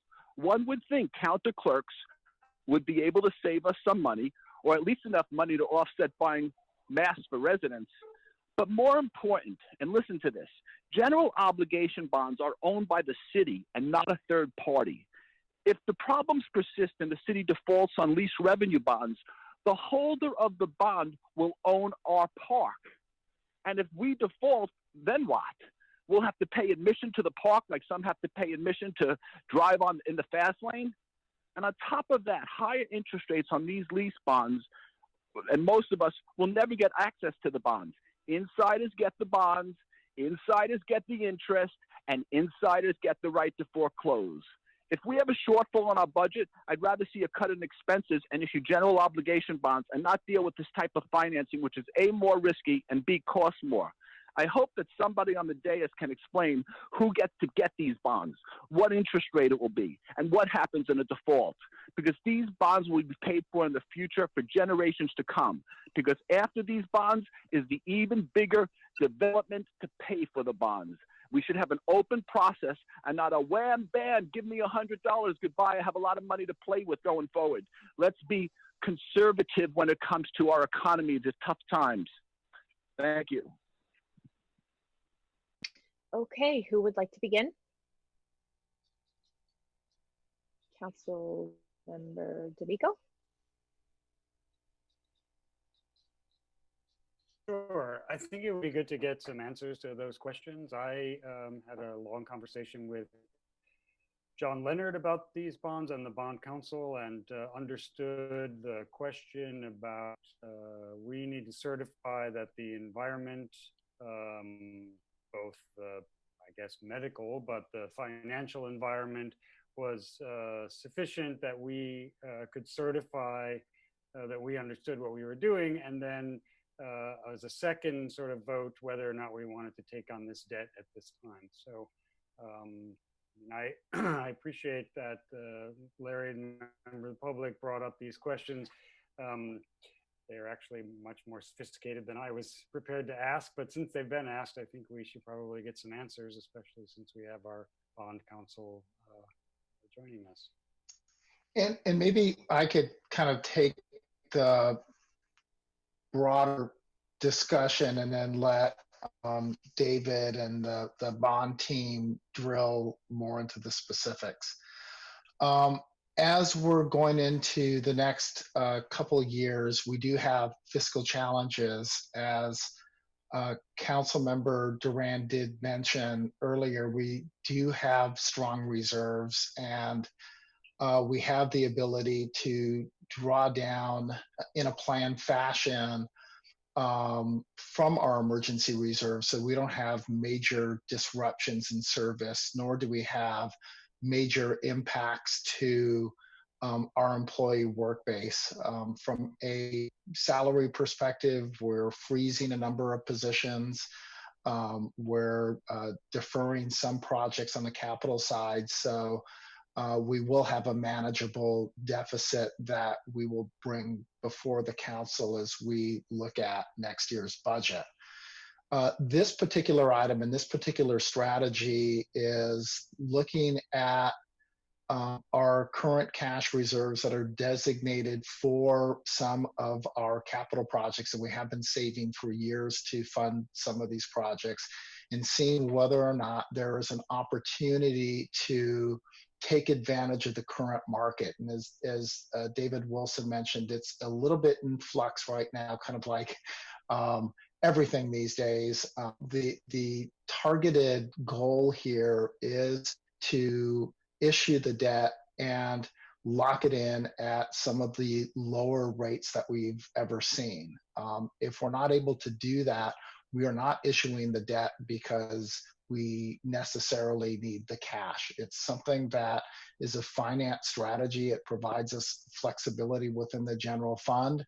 But if in the end we get prepared to issue the debt and the rates are something that is not acceptable, we can walk away from the deal with some cost, but we could walk away from the deal without issuing the debt, and we're going to still be able to complete our projects and balance our budget. So this, again, is just a long strategy, recognizing that at times rates have dipped very low, and it's an opportunity to capture that and give us flexibility going into the future. Some of the other detailed questions about the lease financing versus general obligation bonds. Our debt historically has been certificates of participation or lease financing. And maybe David or Chris want to talk a little bit more about the strategies and restrictions and limitations on other types of debt. Maybe I'll answer some of his questions about our previous bond issues, and then Chris can jump in on kind of the comments regarding general obligation bonds versus lease revenue bonds. So previously we issued bonds for the library project in 2009. That was right after a recession, and we had the good fortune of both getting very low rates and hitting the market at a time when the construction industry was very favorable. We also issued bonds in 2013 that included the West Hollywood Automated Garage and some other smaller projects.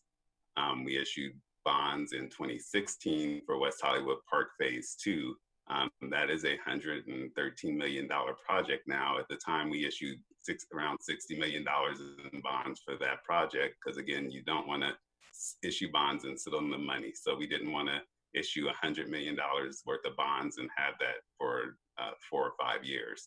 So we issued $60 million, and we had planned to use general fund reserves for the balance of that project. But now, based on current conditions, we think that it's time to look at issuing more bonds and getting favorable rates and reserving those general fund reserves for other projects. While the interest rates may be lower for general obligation bonds, they certainly take a lot longer time. So it wouldn't go to market as soon because it does require a vote of the public. So that would take longer, and rates may not be the same. We had historically gotten very favorable rates on our bonds because of our AAA general obligation bond implied rating and our AA plus lease revenue bond ratings, which are the highest possible ratings for both of those types of bonds. Chris, do you want to add anything? Sure, David. Thank you very much. You are correct that general obligation bonds, the key difference is that it adds the tax rate that taxpayers pay in the city, and it does require a 2/3 vote. So one of the disadvantages, it introduces both the uncertainty of election and the delay associated with going to an election. The general obligation bonds would be sold to the same pool of investors as the lease revenue bonds would. In both cases, the bonds would be highly rated, so you would expect to have significant demand for your bonds, both from institutional investors and retail investors. And then finally, one of the comments asked about what the remedies are for if the city were to default on the lease revenue bonds. And it's not a mortgage, as might have been described. The remedies are twofold. The trustee can either sue the city on an annual basis to collect the payments that are due, or it can enter an attempt to release the premises. But most likely you would expect to see a lawsuit on an annual basis to pay the debt service that was due.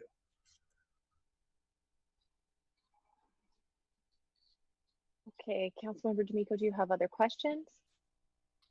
I don't. I'm ready to move the item if that's where we want to go. I don't know if other people want to talk about this, but okay. They do. Fine. If not, I'll make a motion that we move the item. As presented?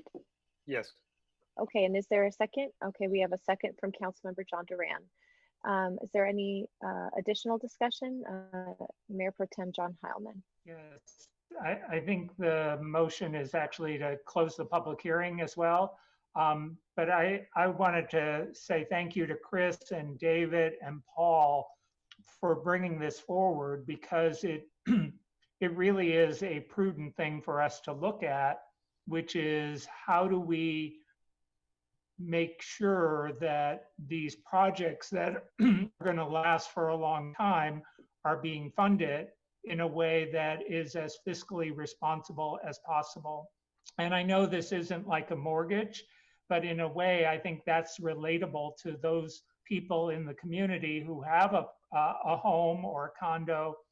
We're essentially financing these public improvements over time by issuing debt and agreeing to pay for it over time, rather than drawing down on all of our current resources and not having those resources available for our needs. So I think this is a very prudent thing for us to do.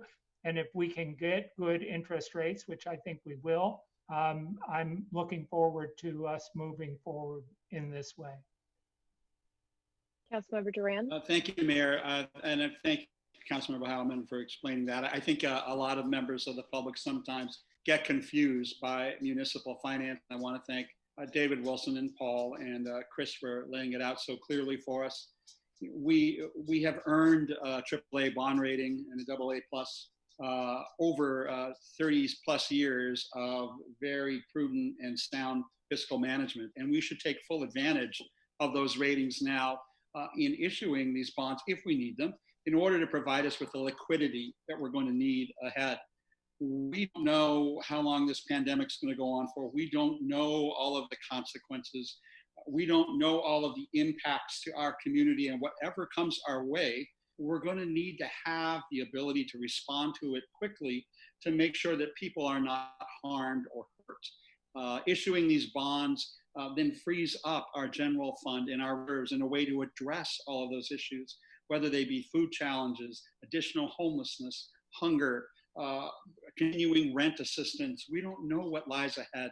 So we need to have every available tool at our fingertips that we can possibly have. Additionally, if we can foresee that it's possible that there may be a change in the administration after the November elections, a lot of new economic activity is going to center around projects being shovel ready, and that cities begin to move forward with additional infrastructure improvements. And we need to be in a spot to have the ability to address that quickly and not be 3 to 6 months behind of trying to raise money to get ahead of the game. So I think, for the long term, both the short and the long term, but especially the long term, it's the wisest thing to do, to give us as many options and as much flexibility and liquidity as possible, not knowing the extent of the challenges we face ahead. And that's why I also support the item. Thank you, Mayor. Councilmember Meister. Yeah, I just wanted to echo that. I agree that we should be taking out these bonds, that we need to leave our reserves liquid, because we don't know what's ahead and how much of that money we will need for the emergency services that we've been providing. And also that, during this time, construction is one activity that we are able to do. So why not take advantage of that and at least have those funds ready to go when we go into these projects. Very good. I echo a lot of what's been said already. I spoke with the city manager about what our next steps going forward are. As you saw, there was a schedule of what the next steps are laid out, and we do have, when we find out what the interest rate is, we do have the ability, if we decide that the interest rate is too high or not consistent with what we've been seeing, to not move forward. So while we are giving direction to move forward, we still have the ability to protect ourselves if we find that the landscape is not as we originally predicted. So we do have a motion to close the public hearing and move the item. There is a second. Is there any further discussion? Not, Madam City Clerk, please do roll call. Councilmember D'Amico? Yes. Councilmember Duran? Aye. Councilmember Meister? Yes. Mayor Pro Tem Heilman? Aye. Mayor Horvath? Aye. The motion passes. Thank you very much. We will now recess as the City Council and reconvene as the Public Financing Authority. I'm pulling up the agenda right now. Want to make sure we have, we start with the call to order and then the roll call. Madam City Clerk. Board Member D'Amico, Yes. Board Member Duran, Present. Board Member Meister, Yes. Vice Chair Heilman, Present. Chair Horvath. Aye. We have a quorum. Thank you. Now for approval of the agenda. Are Motion there any approved. changes? Thank you. Second. Motion and a second. Madam City Clerk. Board Member D'Amico, Yes. Board Member Duran, Aye. Board Member Meister, Yes. Vice Chair Heilman, Yes. Chair Horvath. Aye. The minutes are approved. Thank you. And do we have any public comments? We do not. Okay, moving on to our consent calendar. That is the approval of the minutes from our meeting on April 20th, 2020. So moved. Second. Second. Okay, motion and a second. Madam City Clerk. Board Member D'Amico, Yes. Board Member Duran, Aye. Board Member Meister, Yes. Vice Chair Heilman, Aye. Chair Horvath. Aye. No public hearings or unfinished business. Moving on to item 8A of new business. Resolution of the Public Financing Authority of the City of West Hollywood authorizing the issuance of lease revenue bonds in connection with financing certain public capital improvements. Do we have any discussion, Madam City Clerk? Or any public comments? I'm sorry. No public comments. Great. Is there Sure. any discussion from the council? If there's no difference in this than there was to item 3A, we don't need a staff report, and I would suggest we. I close wasn't the going to have public one. I just hearing wanted, very good. And move the item. Second. Okay, we have a motion and a second. Any further discussion or questions? Seeing none, Madam City Clerk. Board Member D'Amico, Yes. Member Aye. Duran, Board Member Meister, Vice Chair Heilman, Aye. Chair Horvath. Aye. Motion Thank- passes. Thank you very much. That appears to be the last item on our agenda unless there are Public Financing Authority comments. Does not appear so. So we will adjourn and reconvene as the City Council to move on to item 4A of unfinished business, the update on the utilization of West Hollywood emergency funds in response to the COVID-19 pandemic.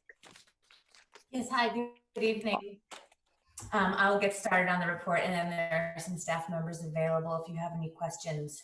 The report is sort of broken up with three purposes. The first part of this report is to provide a detailed update to the City Council and the public about how the emergency funds that have been allocated for this emergency have been utilized so far.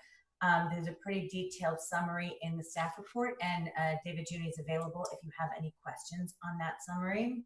The second part of the report is requesting an allocation of additional emergency funds up to $250,000 from the general fund. And this is to continue the emergency services that the city has been providing, including such topics as rental assistance and food and nutrition services. The third part of this report is just to provide an opportunity for the City Council to provide any additional direction on emergency response that the council wants to discuss or provide direction for tonight. As the city manager mentioned during his report earlier, staff is going to be working pretty hard to push out information to the public and push out webinars in order that the public is adequately informed as regulations keep changing. I can tell you now that at your next council meeting on 6/1, there will be at least 2 more COVID-related agenda items related to enforcement of orders and ratification of another executive order that was recently adopted by the city manager. So these are ongoing discussions. There will probably be updates in almost every city council agenda moving forward, but this item provides an opportunity to talk about the funding that's been utilized so far, a request for additional funding, and the city manager and I are here to answer any questions and receive any other additional direction for issues that may be of concern at this time. I did review the report, but Paul, if you wouldn't mind going over some of the highlights of your recent executive order in case it hasn't reached people's radar. Okay, I'm gonna have to pull it out. So, give a second.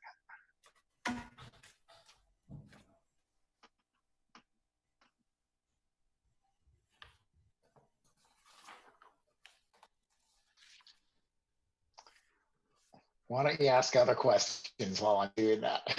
Okay, well, before we go to questions, Madam City Clerk, how many speakers do we have on this item? We don't have any speakers for this item. Okay, great. I'll turn to my colleagues for any questions, comments. Councilmember Duran. Thank you, Mayor. I want to thank City Manager and City Attorney for this report. And of course, David Juni and all the human services people for continuing to keep people housed and fed while we all go through this pandemic together. I think that I'd ask our communications department to please step up the number of communications that are going out to our residents. The brochure that went out had a date on it that was no longer valid. That said our emergency resolution expired at the end of May. And I got 3 phone calls based on that asking, I thought you extended till July. And I said, well, we did. Things are constantly changing and constantly changing. And the reality is that not all of our residents think to check a website or can go online and rely on old-fashioned mail. And so I don't know if our communications department has money in the budget to increase the amount of mailings because everything is continuously changing every 2 weeks. I think we need to continue to get information out to our tenants regarding rent assistance, regarding their ability to get a second grant, which is something new that they may not be aware of, regarding food banks, regarding food delivery. A lot of people are in real desperate situation. And I think this is the time that we should increase the amount of communication that we're sending out and not just think that it's all going to happen online. It doesn't. It doesn't. I think a lot of our seniors and even people like myself more likely to read something on paper that comes in the mail rather than think to go look for the answer on a website. I think one of the challenges that we're hearing about, and I want to let Ms. Langer know this because I know she's been working a lot on our moratoriums, is I'm hearing from a lot of businesses, small businesses that have commercial tenancies, that the biggest issue they're having right now is that most of them have executed personal guarantees to go along with their commercial leases. And so a lot of small businesses are now looking at either suspending operations through the summer, possibly suspending through the end of the year. Some of them are looking at closing and not reopening at all. And these personal guarantees that attach to all these commercial leases are going to have a severe financial impact on our small businesses who will suddenly see their homes foreclosed upon with possible judgments against them. I know the California State Senate is looking at addressing this. Senator Scott Wiener is looking at forgiving or suspending personal guarantees on business and commercial leases. And I just want to put that on our radar that I think a lot of our bars and our restaurants, because they're so dense and because they rely on operation plans that involve a large number of people gathering in confined spaces, the reality is a lot of our bars and restaurants are going to be in the last to be able to reopen. And as such, commercial rents are going to be very difficult for these business owners to make or to personally guarantee without having any income.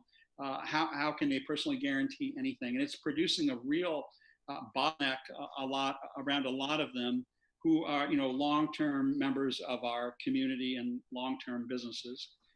I don't want to think about the Troubadour going under or Dan Tana's, who we talked about tonight, or any of our other high-profile businesses. But what we know is that a lot of them are feeling a great deal of oppression at the moment, and not feeling the financial relief that they need in order to safely reopen with limited capacities, with new seating designs. And it appears that our commercial landlords are not being as lenient or as forgiving or flexible as we would wish. So I think as time unfolds, working with the Chamber and the California legislature, we need to look at some way to give our business community some further relief. Our business community is vital to everything. Everything depends upon the revival of our business community, from our sales tax to our tax base to our hotel taxes, to people feeling some return to normalcy in seeing a lot of their favorite restaurants, bars, and nightclubs reopened eventually.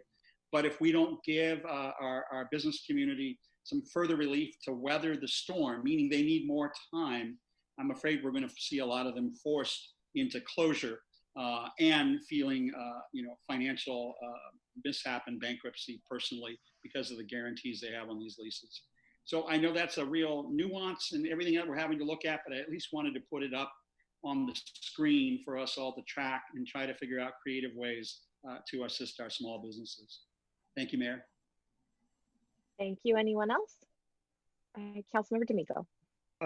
Councilmember Duran, I agree. I also have been contacted by several business owners who are very concerned about their personal guarantees. And I know when I spoke with the city manager, even the emergency orders we have processed and put forward so far are sort of at the edge of what we might have done in terms of decision making around how other people should spend other people's money. And so this is a very complicated issue. And I guess what I would say, like you, if the remedy is going to come from our state government, we should put as much effort into our lobbyists' efforts and Hernan's efforts to lobby on behalf of us. So I would put that out there.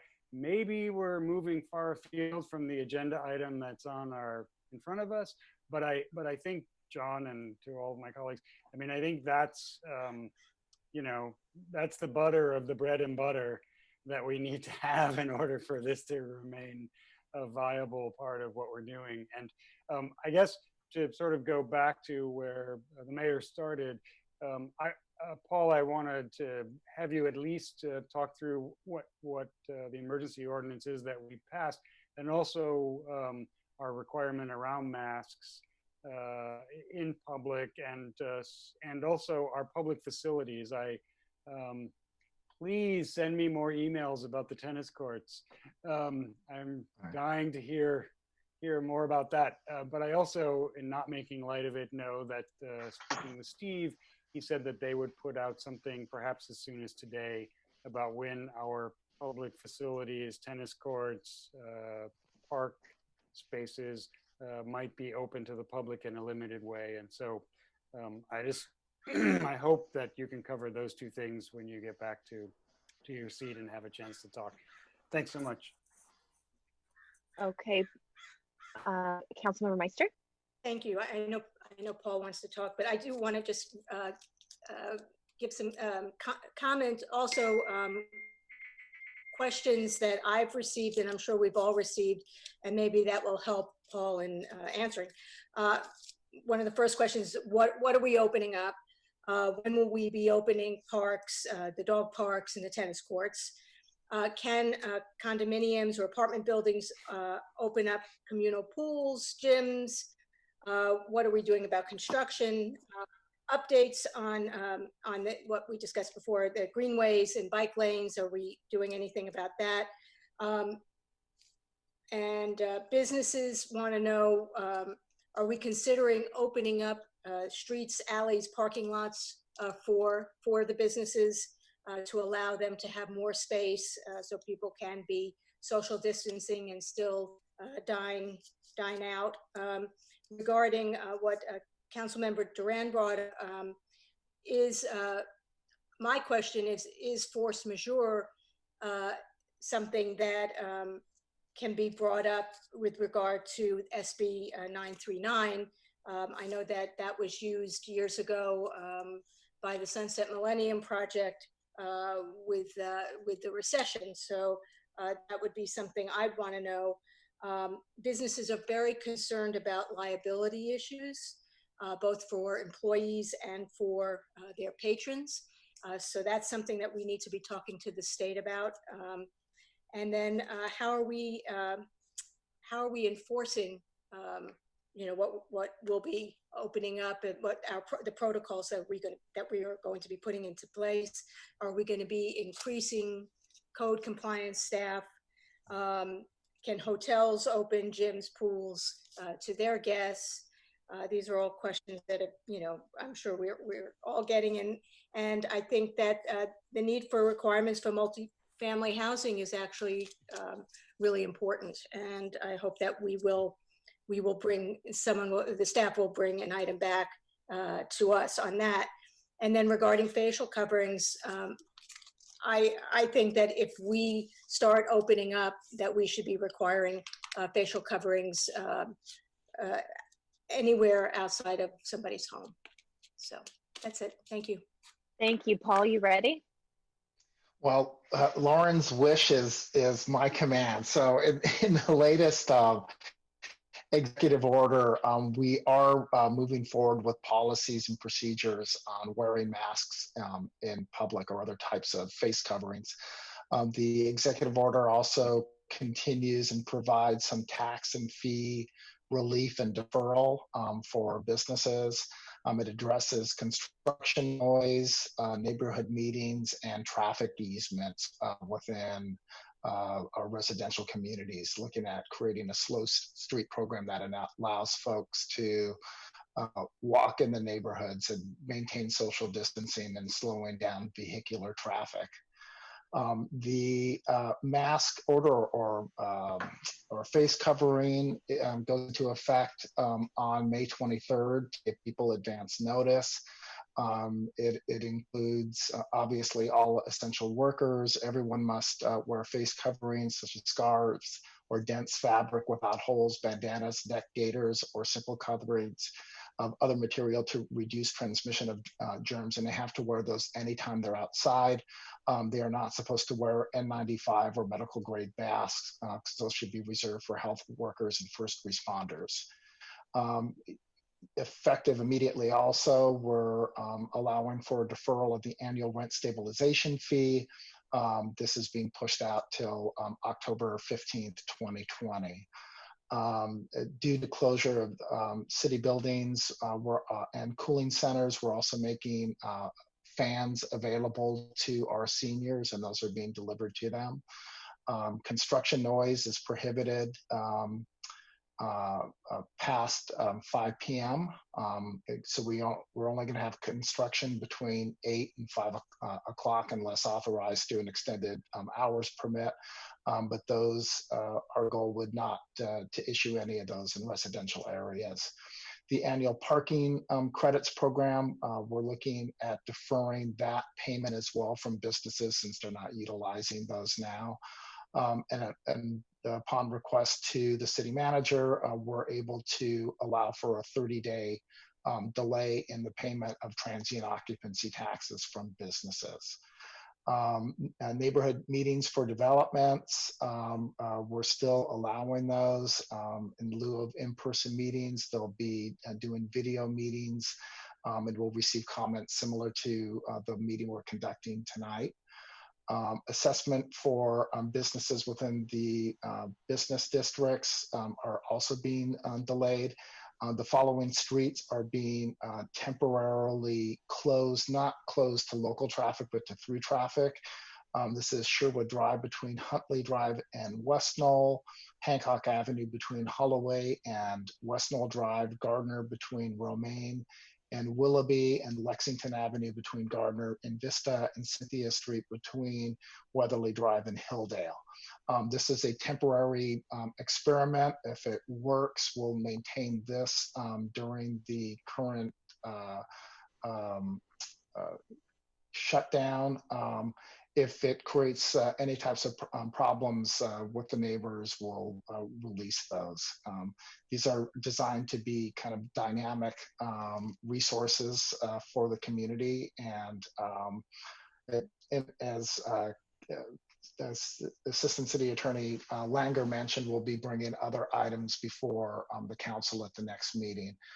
In terms of opening our parks, we're starting to roll that out and having discussions with staff now. The ITS is gearing up as they're rehiring staff to come back in and operate their program. We will put together a strategy through recreation in conjunction with some of our neighboring cities as we start to open up our dog parks and other facilities that are closed. Similar campaigns have occurred in other cities, and we're going to do a public information campaign and post at the parks that it's up to the users to keep the parks open. If people are not abiding by the social distancing rules or masks or other equipment, then we'll do another executive order to close the parks. This is it's a difficult time, and the last time we had to close the parks was because people were ignoring staff and ignoring security, and putting not only themselves at risk, but part of our resources and our staffing at risk as we went out to tell them to maintain the social distancing. So we'll do better noticing. But again, ultimately, once we start opening up the facilities, it's going to be up to the community to keep those open. In regards to the comment from Councilmember Duran in terms of the newsletter, yeah, that was a frustrating exercise for everybody. It seemed as though we were putting a lot of effort into a citywide mailing. The mailing had multiple languages to be included, and things at this level would be changing at a dynamic rate. It was really hard to stay on top of that. One of the things that public information will work on in the future is something that's going to be, I think, less consistent with the quality of work that we're used to pushing out in terms of graphics and design, but something a little bit more quick and responsive to get out to the community. And some of the language interpretation may be a bit delayed in order to get things out more timely, but we recognize that challenge, and we were all equally frustrated by that. So I'm sure I didn't answer some question that was asked. So if you want to ask again, and I'll try to answer it. Councilmember D'Amico. I've been asked, if someone's not wearing a mask, do they get a ticket? Do they get a fine? Is it like our smoking ordinance, in which we just say, you know what, you shouldn't be smoking, and then you move on and you just hope people act responsibly? I think one of the things we know is that in times like these, people like to be in control of whatever they think they can control, even if it's a small thing like their neighbor not having a face mask on. So if we could just put that out there, what our plan is in terms of enforcement, I think that would clear up a lot of things right from the beginning. Yeah, and I think that on the June 1st meeting, the code enforcement staff is going to be bringing forth an item to you to talk about how to enforce these local orders. A violation of an emergency order is technically considered a misdemeanor under our code, but I believe it's code enforcement's intention to bring an order before you early next month to cite these as administrative citations, which have a different fee level, and they can provide warnings before notifying somebody. So code enforcement feels that administrative citations are a more effective and appropriate way to enforce some of these rules. And so we can have a further discussion on the 1st about whether the council agrees, but that's what the intention is.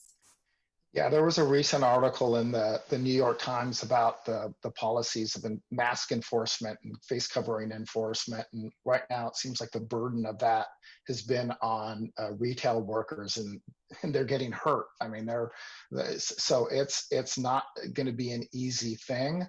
But we do have both the public safety and co-compliance resources that will be helping to enforce this. And I think also just having clear messaging and being consistent with the policies of Los Angeles and Beverly Hills So as a region, everyone is supposed to be wearing a mask, and I think that it'll also lend to a lot of peer pressure.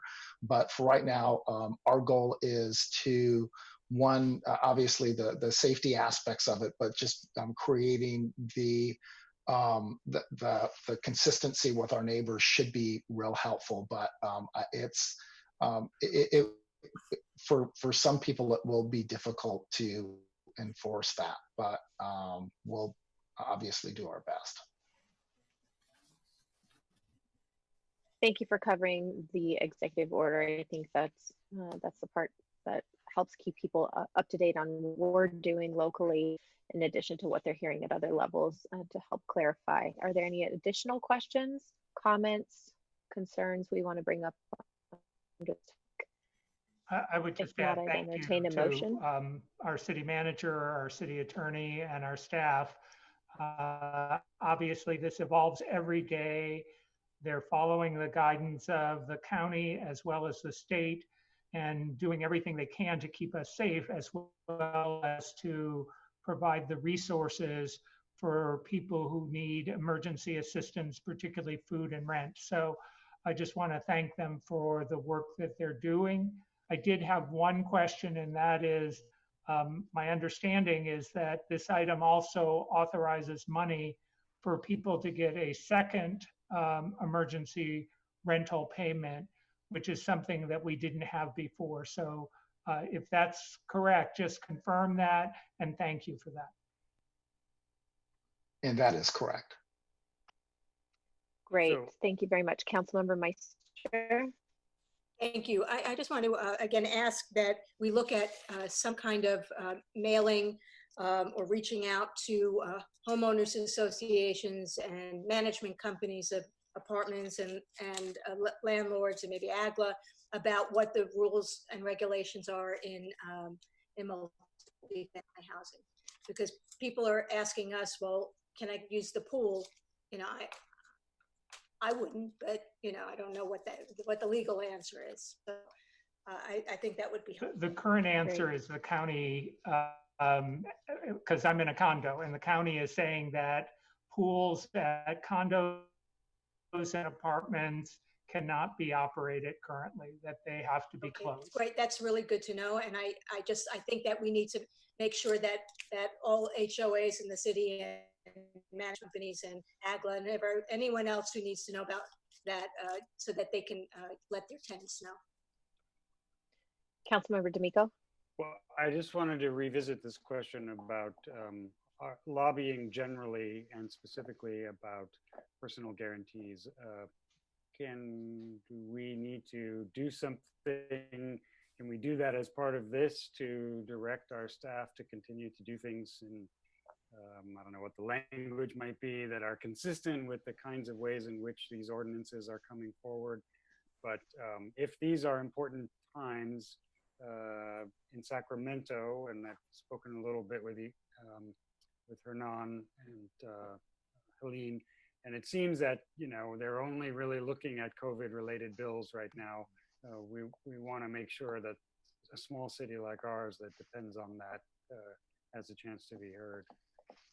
Sure, we can make that the legislative priority, I'm sure. Yeah, Councilmember Duran. Thank you, Mayor. I just want to respond to my colleague, Councilmember D'Amico. While we've been in this meeting, Hernan Molina has texted me. And me too. Already issued SB 939 and the hearings on May 22nd, and they've already reached out to Senator Allen to support the bill. Great. Right, and also in that regard too, I have weekly calls with Assemblymember Bloom and his staff, and we talk about ideas that to help both from the health and safety perspective and also the economic development perspective. So these conversations are happening, and they're being very helpful and receptive. And I think as Councilmember D'Amico mentioned, this is the only thing they're doing up there. So the more ideas we give them, the more work they have to do. Okay, Councilmember Meister, and then we'll move on. Paul, so are we also looking at the liability issues? Yes. 100%, and that's been in the liability issue. The discussion is we're looking at toolbox to reopen our businesses. One of the threats out there is just the liability of people getting sick from COVID-19, whether it's your employees or your customers, and some of the liability associated with that. And some states have enacted liability relief statewide. There are discussions at the federal level to include some sweeping language in maybe the next stimulus package, but there's actual conversations happening at the state as well. To come up with some reasonable standards to obviously protect customers and employees, but also to make sure that that cost or that potential liability isn't what prevents businesses from opening. I'm sorry, now based upon what Paul just said, we have the same concern about liability for the city as we're looking at reopening public facilities, public parks. If a member of the public gets exposed to COVID and contacts the disease? 100%. And at some point, we're going to have different phases of opening and re-engaging the community. And some of these are going to be administrative as we look at our offices and facilities. And some of it's also going to be as we engage people in the public. And while some folks are really chomping at the bit to get things open and get back to normal, we're not going to be back to normal until there's a vaccine or herd immunity, and that's not going to happen for maybe another year. So the way we do things, the way we deliver services, the way we engage the community is going to change. The way we repopulate our buildings is going to change. We're going to have, staggered shifts and opportunities to do deep cleaning. We're going to limit public access to our facilities. It's going to be a real challenge. So the short answer is yes. I mean, the liability is a concern, but also just protecting our people is the concern. So we're all part of the same conversation, and that's what makes this really trying. But it also makes it much more focused and cooperative. As we're talking about reopening our building, everybody else is talking about in our city opening their buildings as well, and what are the best practices that we should all employ. Okay. One more comment. Sorry. I talked to Oscar a little bit about this. Can we be also looking at bringing back permit parking and street sweeping, whether we do it slowly, maybe, Yes, 100%. Yeah, we're coming up with a plan on that, and I think that there's a fatigue in terms of dirty streets or people taking advantage of our parking restrictions being lifted. So we are gonna, the same way we're gonna repopulate our buildings slowly, we're gonna start bringing back those procedures slowly and definitely responding to some of the neighborhood concerns that we're hearing now. Last call. Does this item need a motion? If it does, I'm yes. making a motion. Yeah. So I will move that we move the item as listed, as written. Second. All right. All right. Moved and seconded. Any further? All right, Madam City Clerk. So let's be clear. It was moved as written, but with additional direction that I gave. Okay. Thank you. Yes, thank you. Councilmember D'Amico. Yes. Councilmember Duran. Councilmember Meister. Yes. Mayor Pro Tem Heilman. Aye. Mayor Horvath. Aye. The item passes. Thank you very much. And now we will go on to item 4B, consider closure of West Hollywood Park to facilitate an accelerated project schedule. Madam City Clerk, do we have any speakers on this item? Yes, we have 3 speakers as well as city staff on the line. Okay, so would my colleagues like a presentation from staff first? Yes, okay, we'll do that first. Steve, it's all yours. Great, thank you, Mayor, members of the City Council. Congratulations, Mayor Horvath and Mayor Pro Tem Heilman. Looking forward to the coming year. I'll try to keep this as brief as possible. As you know, West Hollywood Park has been under construction for some time. It started with the library construction, is now with the Recreation and Aquatic Center. That portion of the project was broken down into 3 phases wisely, with the building being constructed first. That included all of the amenities, including the pool, and that would be followed by the removal of the existing facilities and the existing pool. And then the phase 3 would be the landscape and playgrounds being constructed last. The current timeline for that portion of the project is late 2022. As you know, it's been a very complicated and challenging project moving things forward, and it's been further complicated, of course, by COVID-19 pandemic. As directed by the City Council on April 20th, the construction team sat down to develop a plan intended to shorten the timeline due to the current circumstances. We sat down together and were able to come up with something that would shorten that by approximately 250 days and provide a new completion timeline of September of 2021. This plan allows for the contractor to concurrently start phases 2 and 3 along with the completion of the building.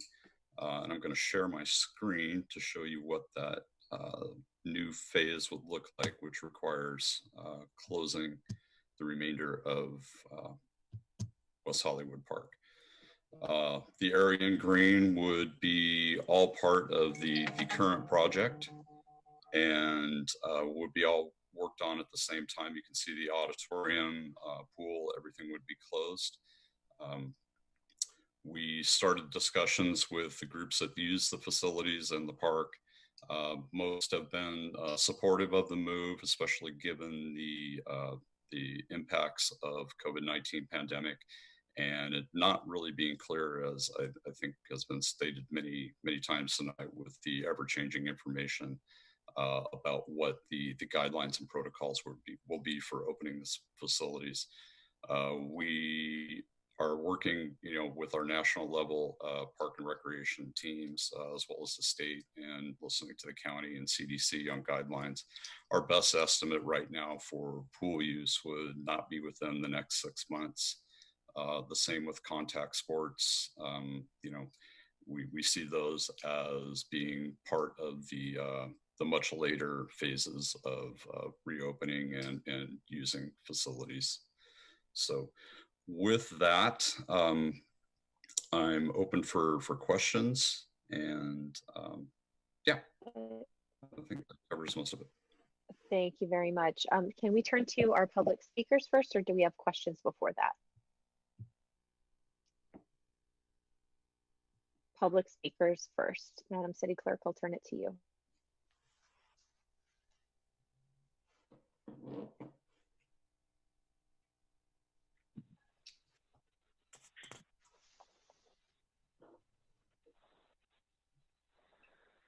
Are you there?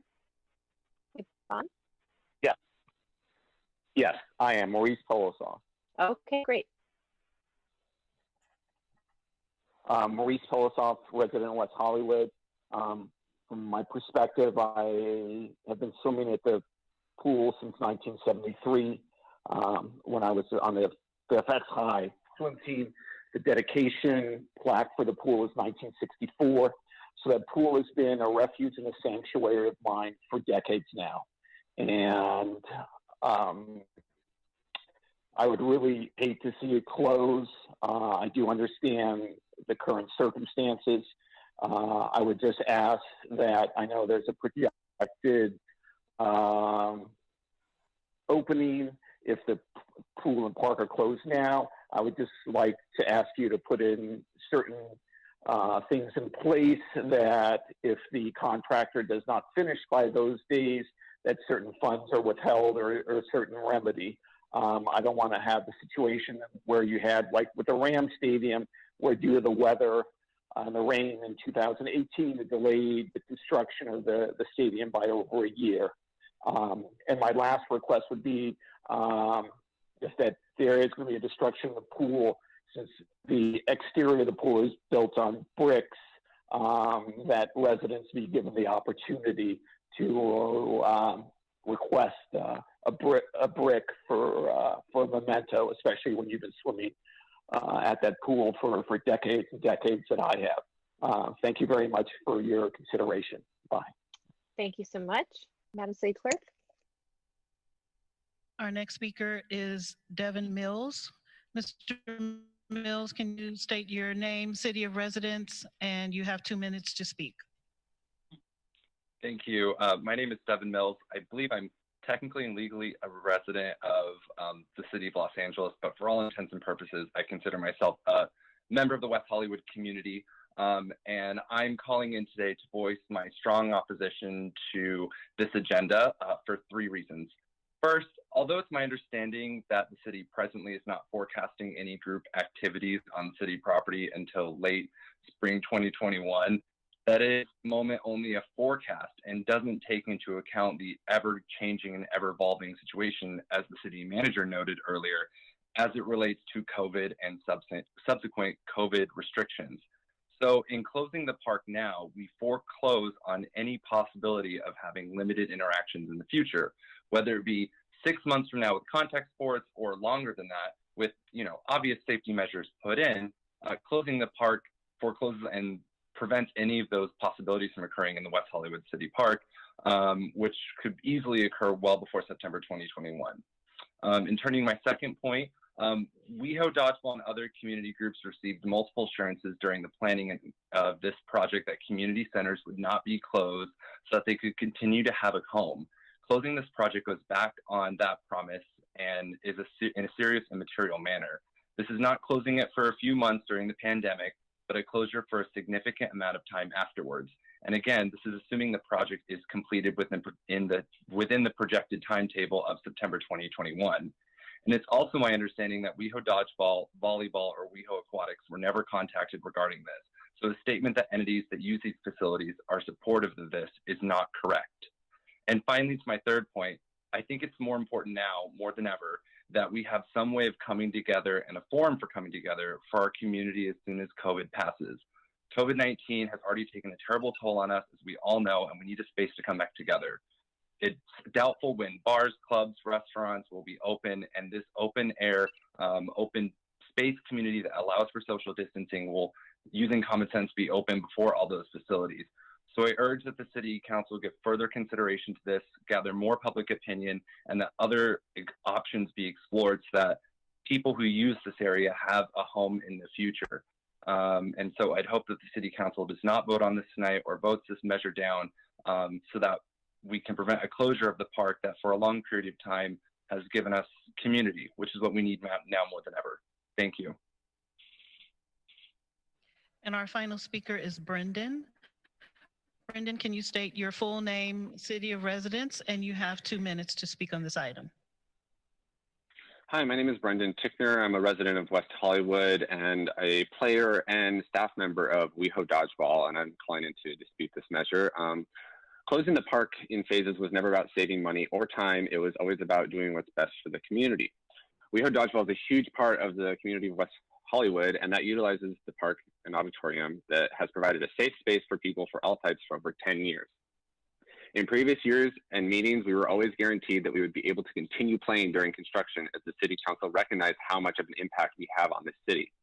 I'm sure if you all check your emails, you'll see plenty of email protests from players begging you not to close the park in just the past couple hours since we found out, and contradicts the statement made earlier that community groups were contacted and consulted about this. There are hundreds of players that feel that same way. WeHo Dodgeball is more than just a rec sport. It is a family. So many of us found our chosen family, our best friends, and our true loves here. For me, I had no friends. I had just come out to a few friends when I found Dodgeball. I don't think I would have made it without the family I found through this amazing sport and community. They accepted me, welcomed me in, and made me feel like I mattered. I met my boyfriend of almost 5 years there, and I can't imagine that space not being there anymore. Everyone should have that opportunity. Depriving us of this for even what seems like a short while will be a great disservice to the people of the city and take away a crucial part of West Hollywood, not to mention the financial impact it will have on our sponsor bar, gym bar, as well as other local businesses that players frequent before and after Dodgeball. Please, I ask you to reconsider this until a solid plan is in place to protect organizations and residents that utilize the park. John Duran talked about not wanting to shut out small businesses. Well, this is one business that would be shut out due to the city's decision. Thank you for your time.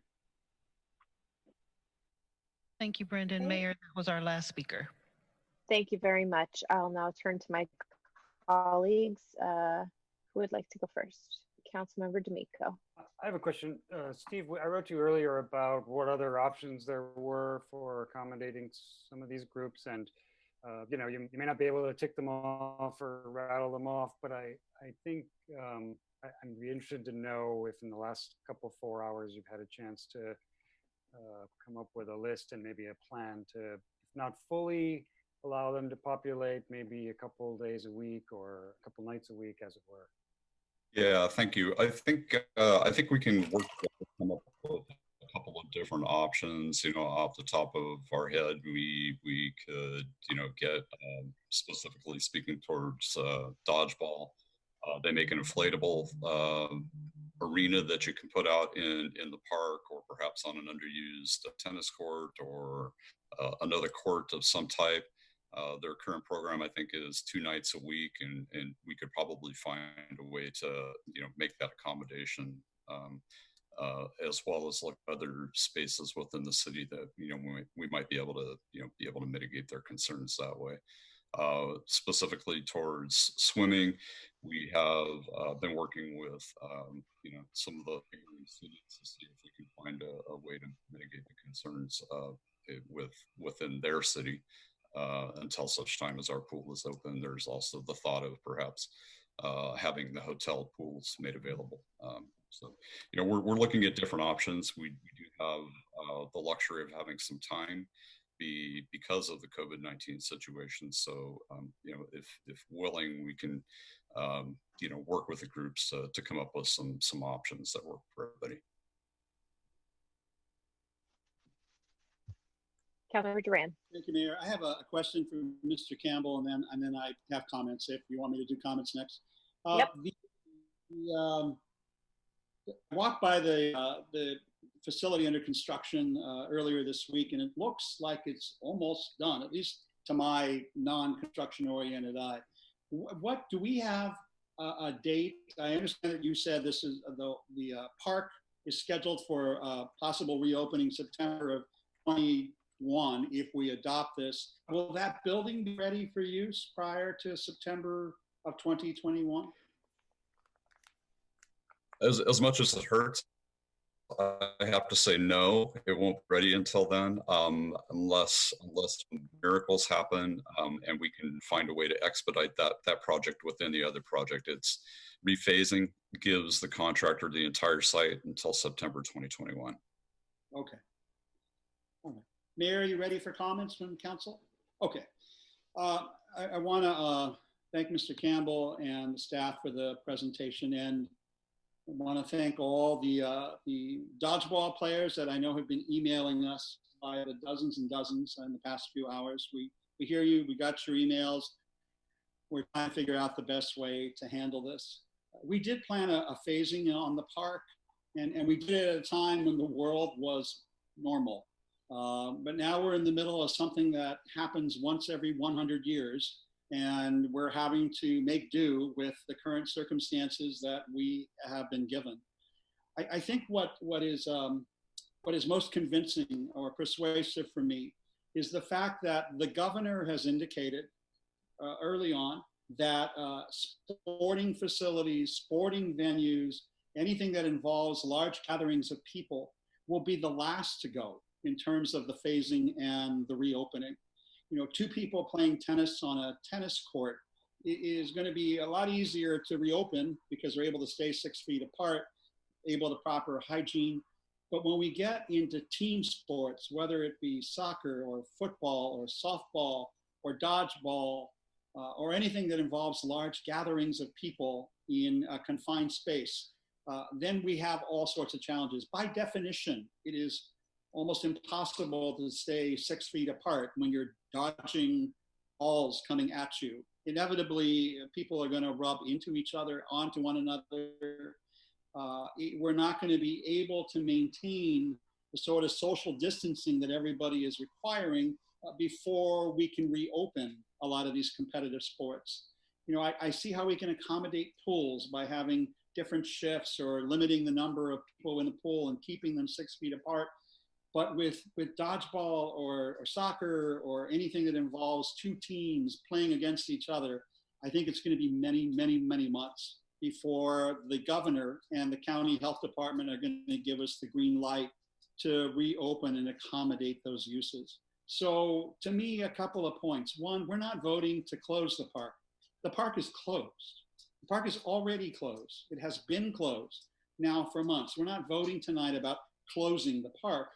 What we're trying to figure out is whether we can take advantage during this period of closure to accelerate the construction so that we are able to accommodate all of these activities, including sports, when hopefully we are on the other side of having a vaccine or effective treatment or herd immunity. And everything that I'm hearing on the news and we're all reading in the papers, we are at least 12, if not 18 months away from that becoming a reality, which would put us pretty much in line with the proposed extension of time that we're talking about tonight.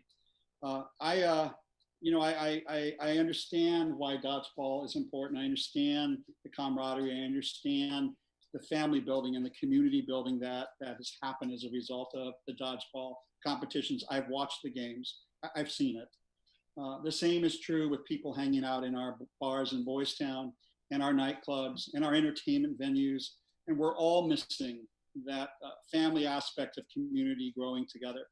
But given what we have here, the reality that team sports are not likely to be reopened by state or county for at least 6 months, if not longer, I think that we should take advantage of this opportunity to then make lemonade out of lemons and accelerate the construction so that we will have a grand reopening when your teams will be able to play again.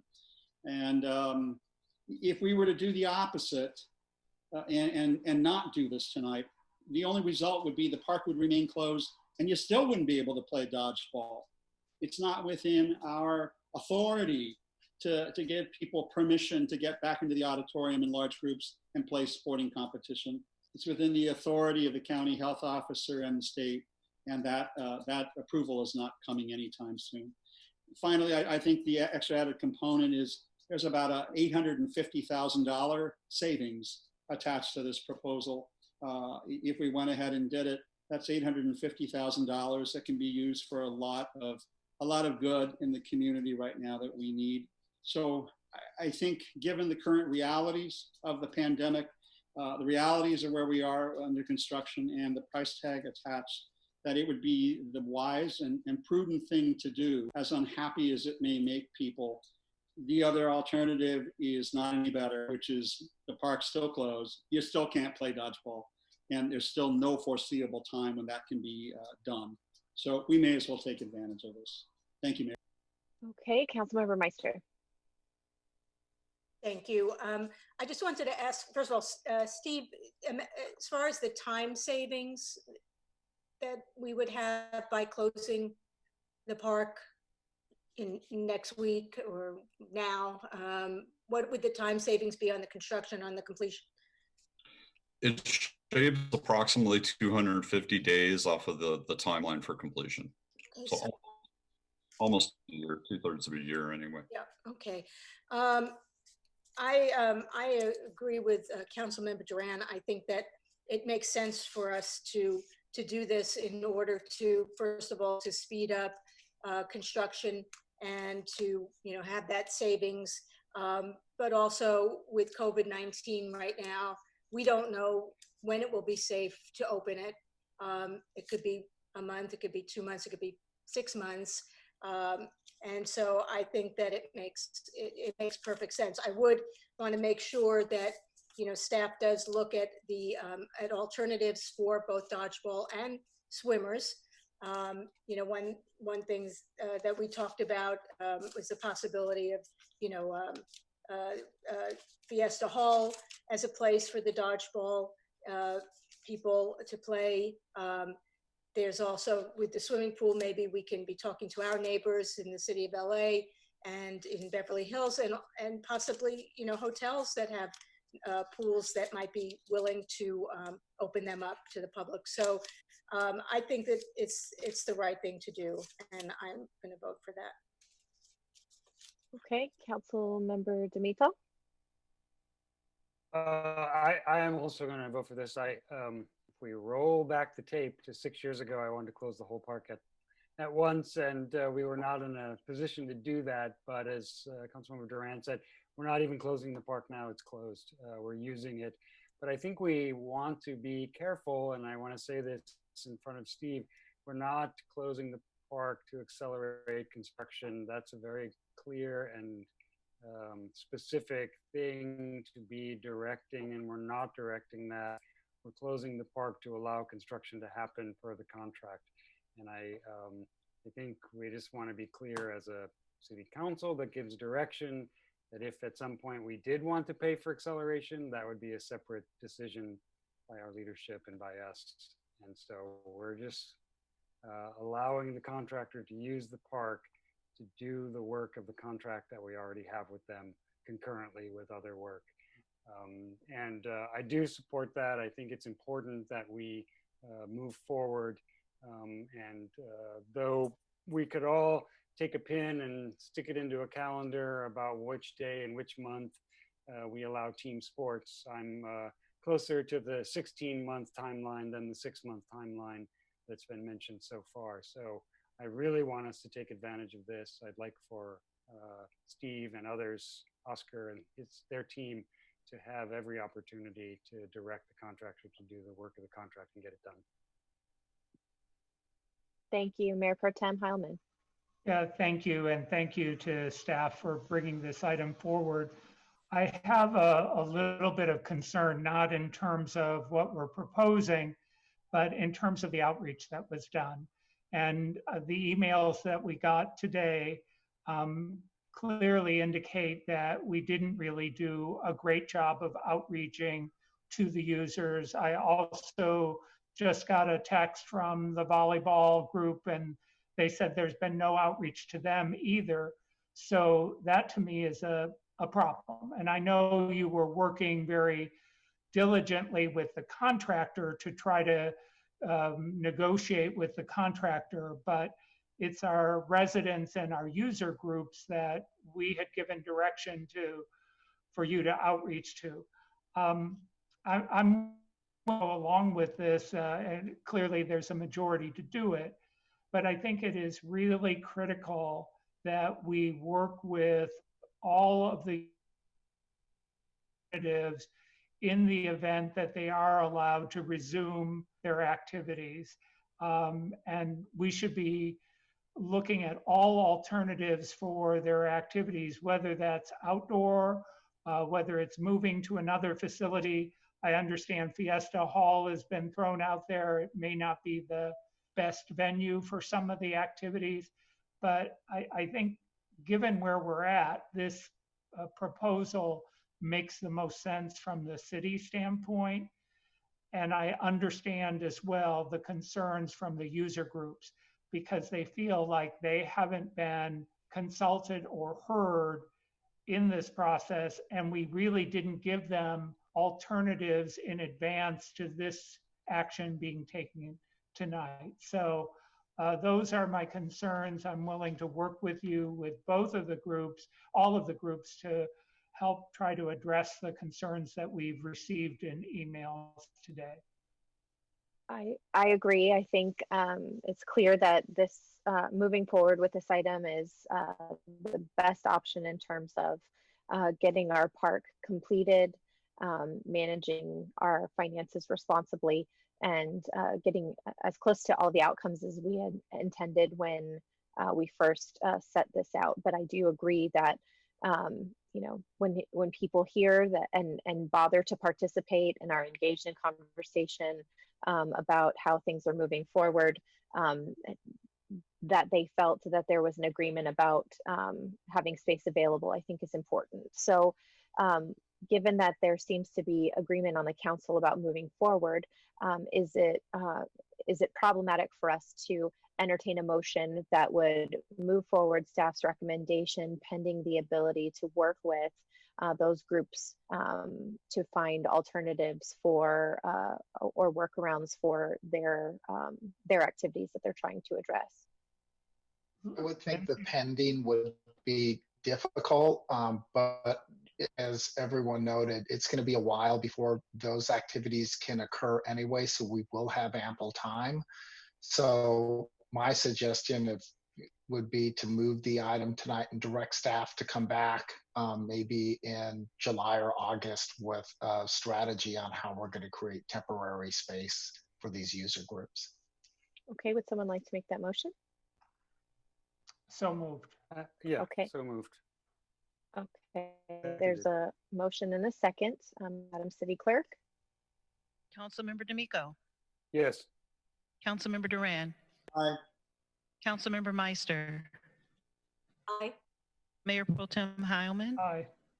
Mayor Horvath. Aye. The motion passes. All right, thank you very much. The remainder of our items, both in old business and new business, have been moved to consent.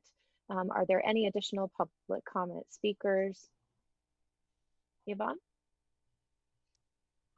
There are no additional speakers, but there are no additional speakers. Thank you. Okay, very good. I just have two additional comments, kind of keeping in tradition with trying to end with good news. I want to give a shout out to Detective Cynthia Mejia, who went above and beyond to respond to life-threatening situations.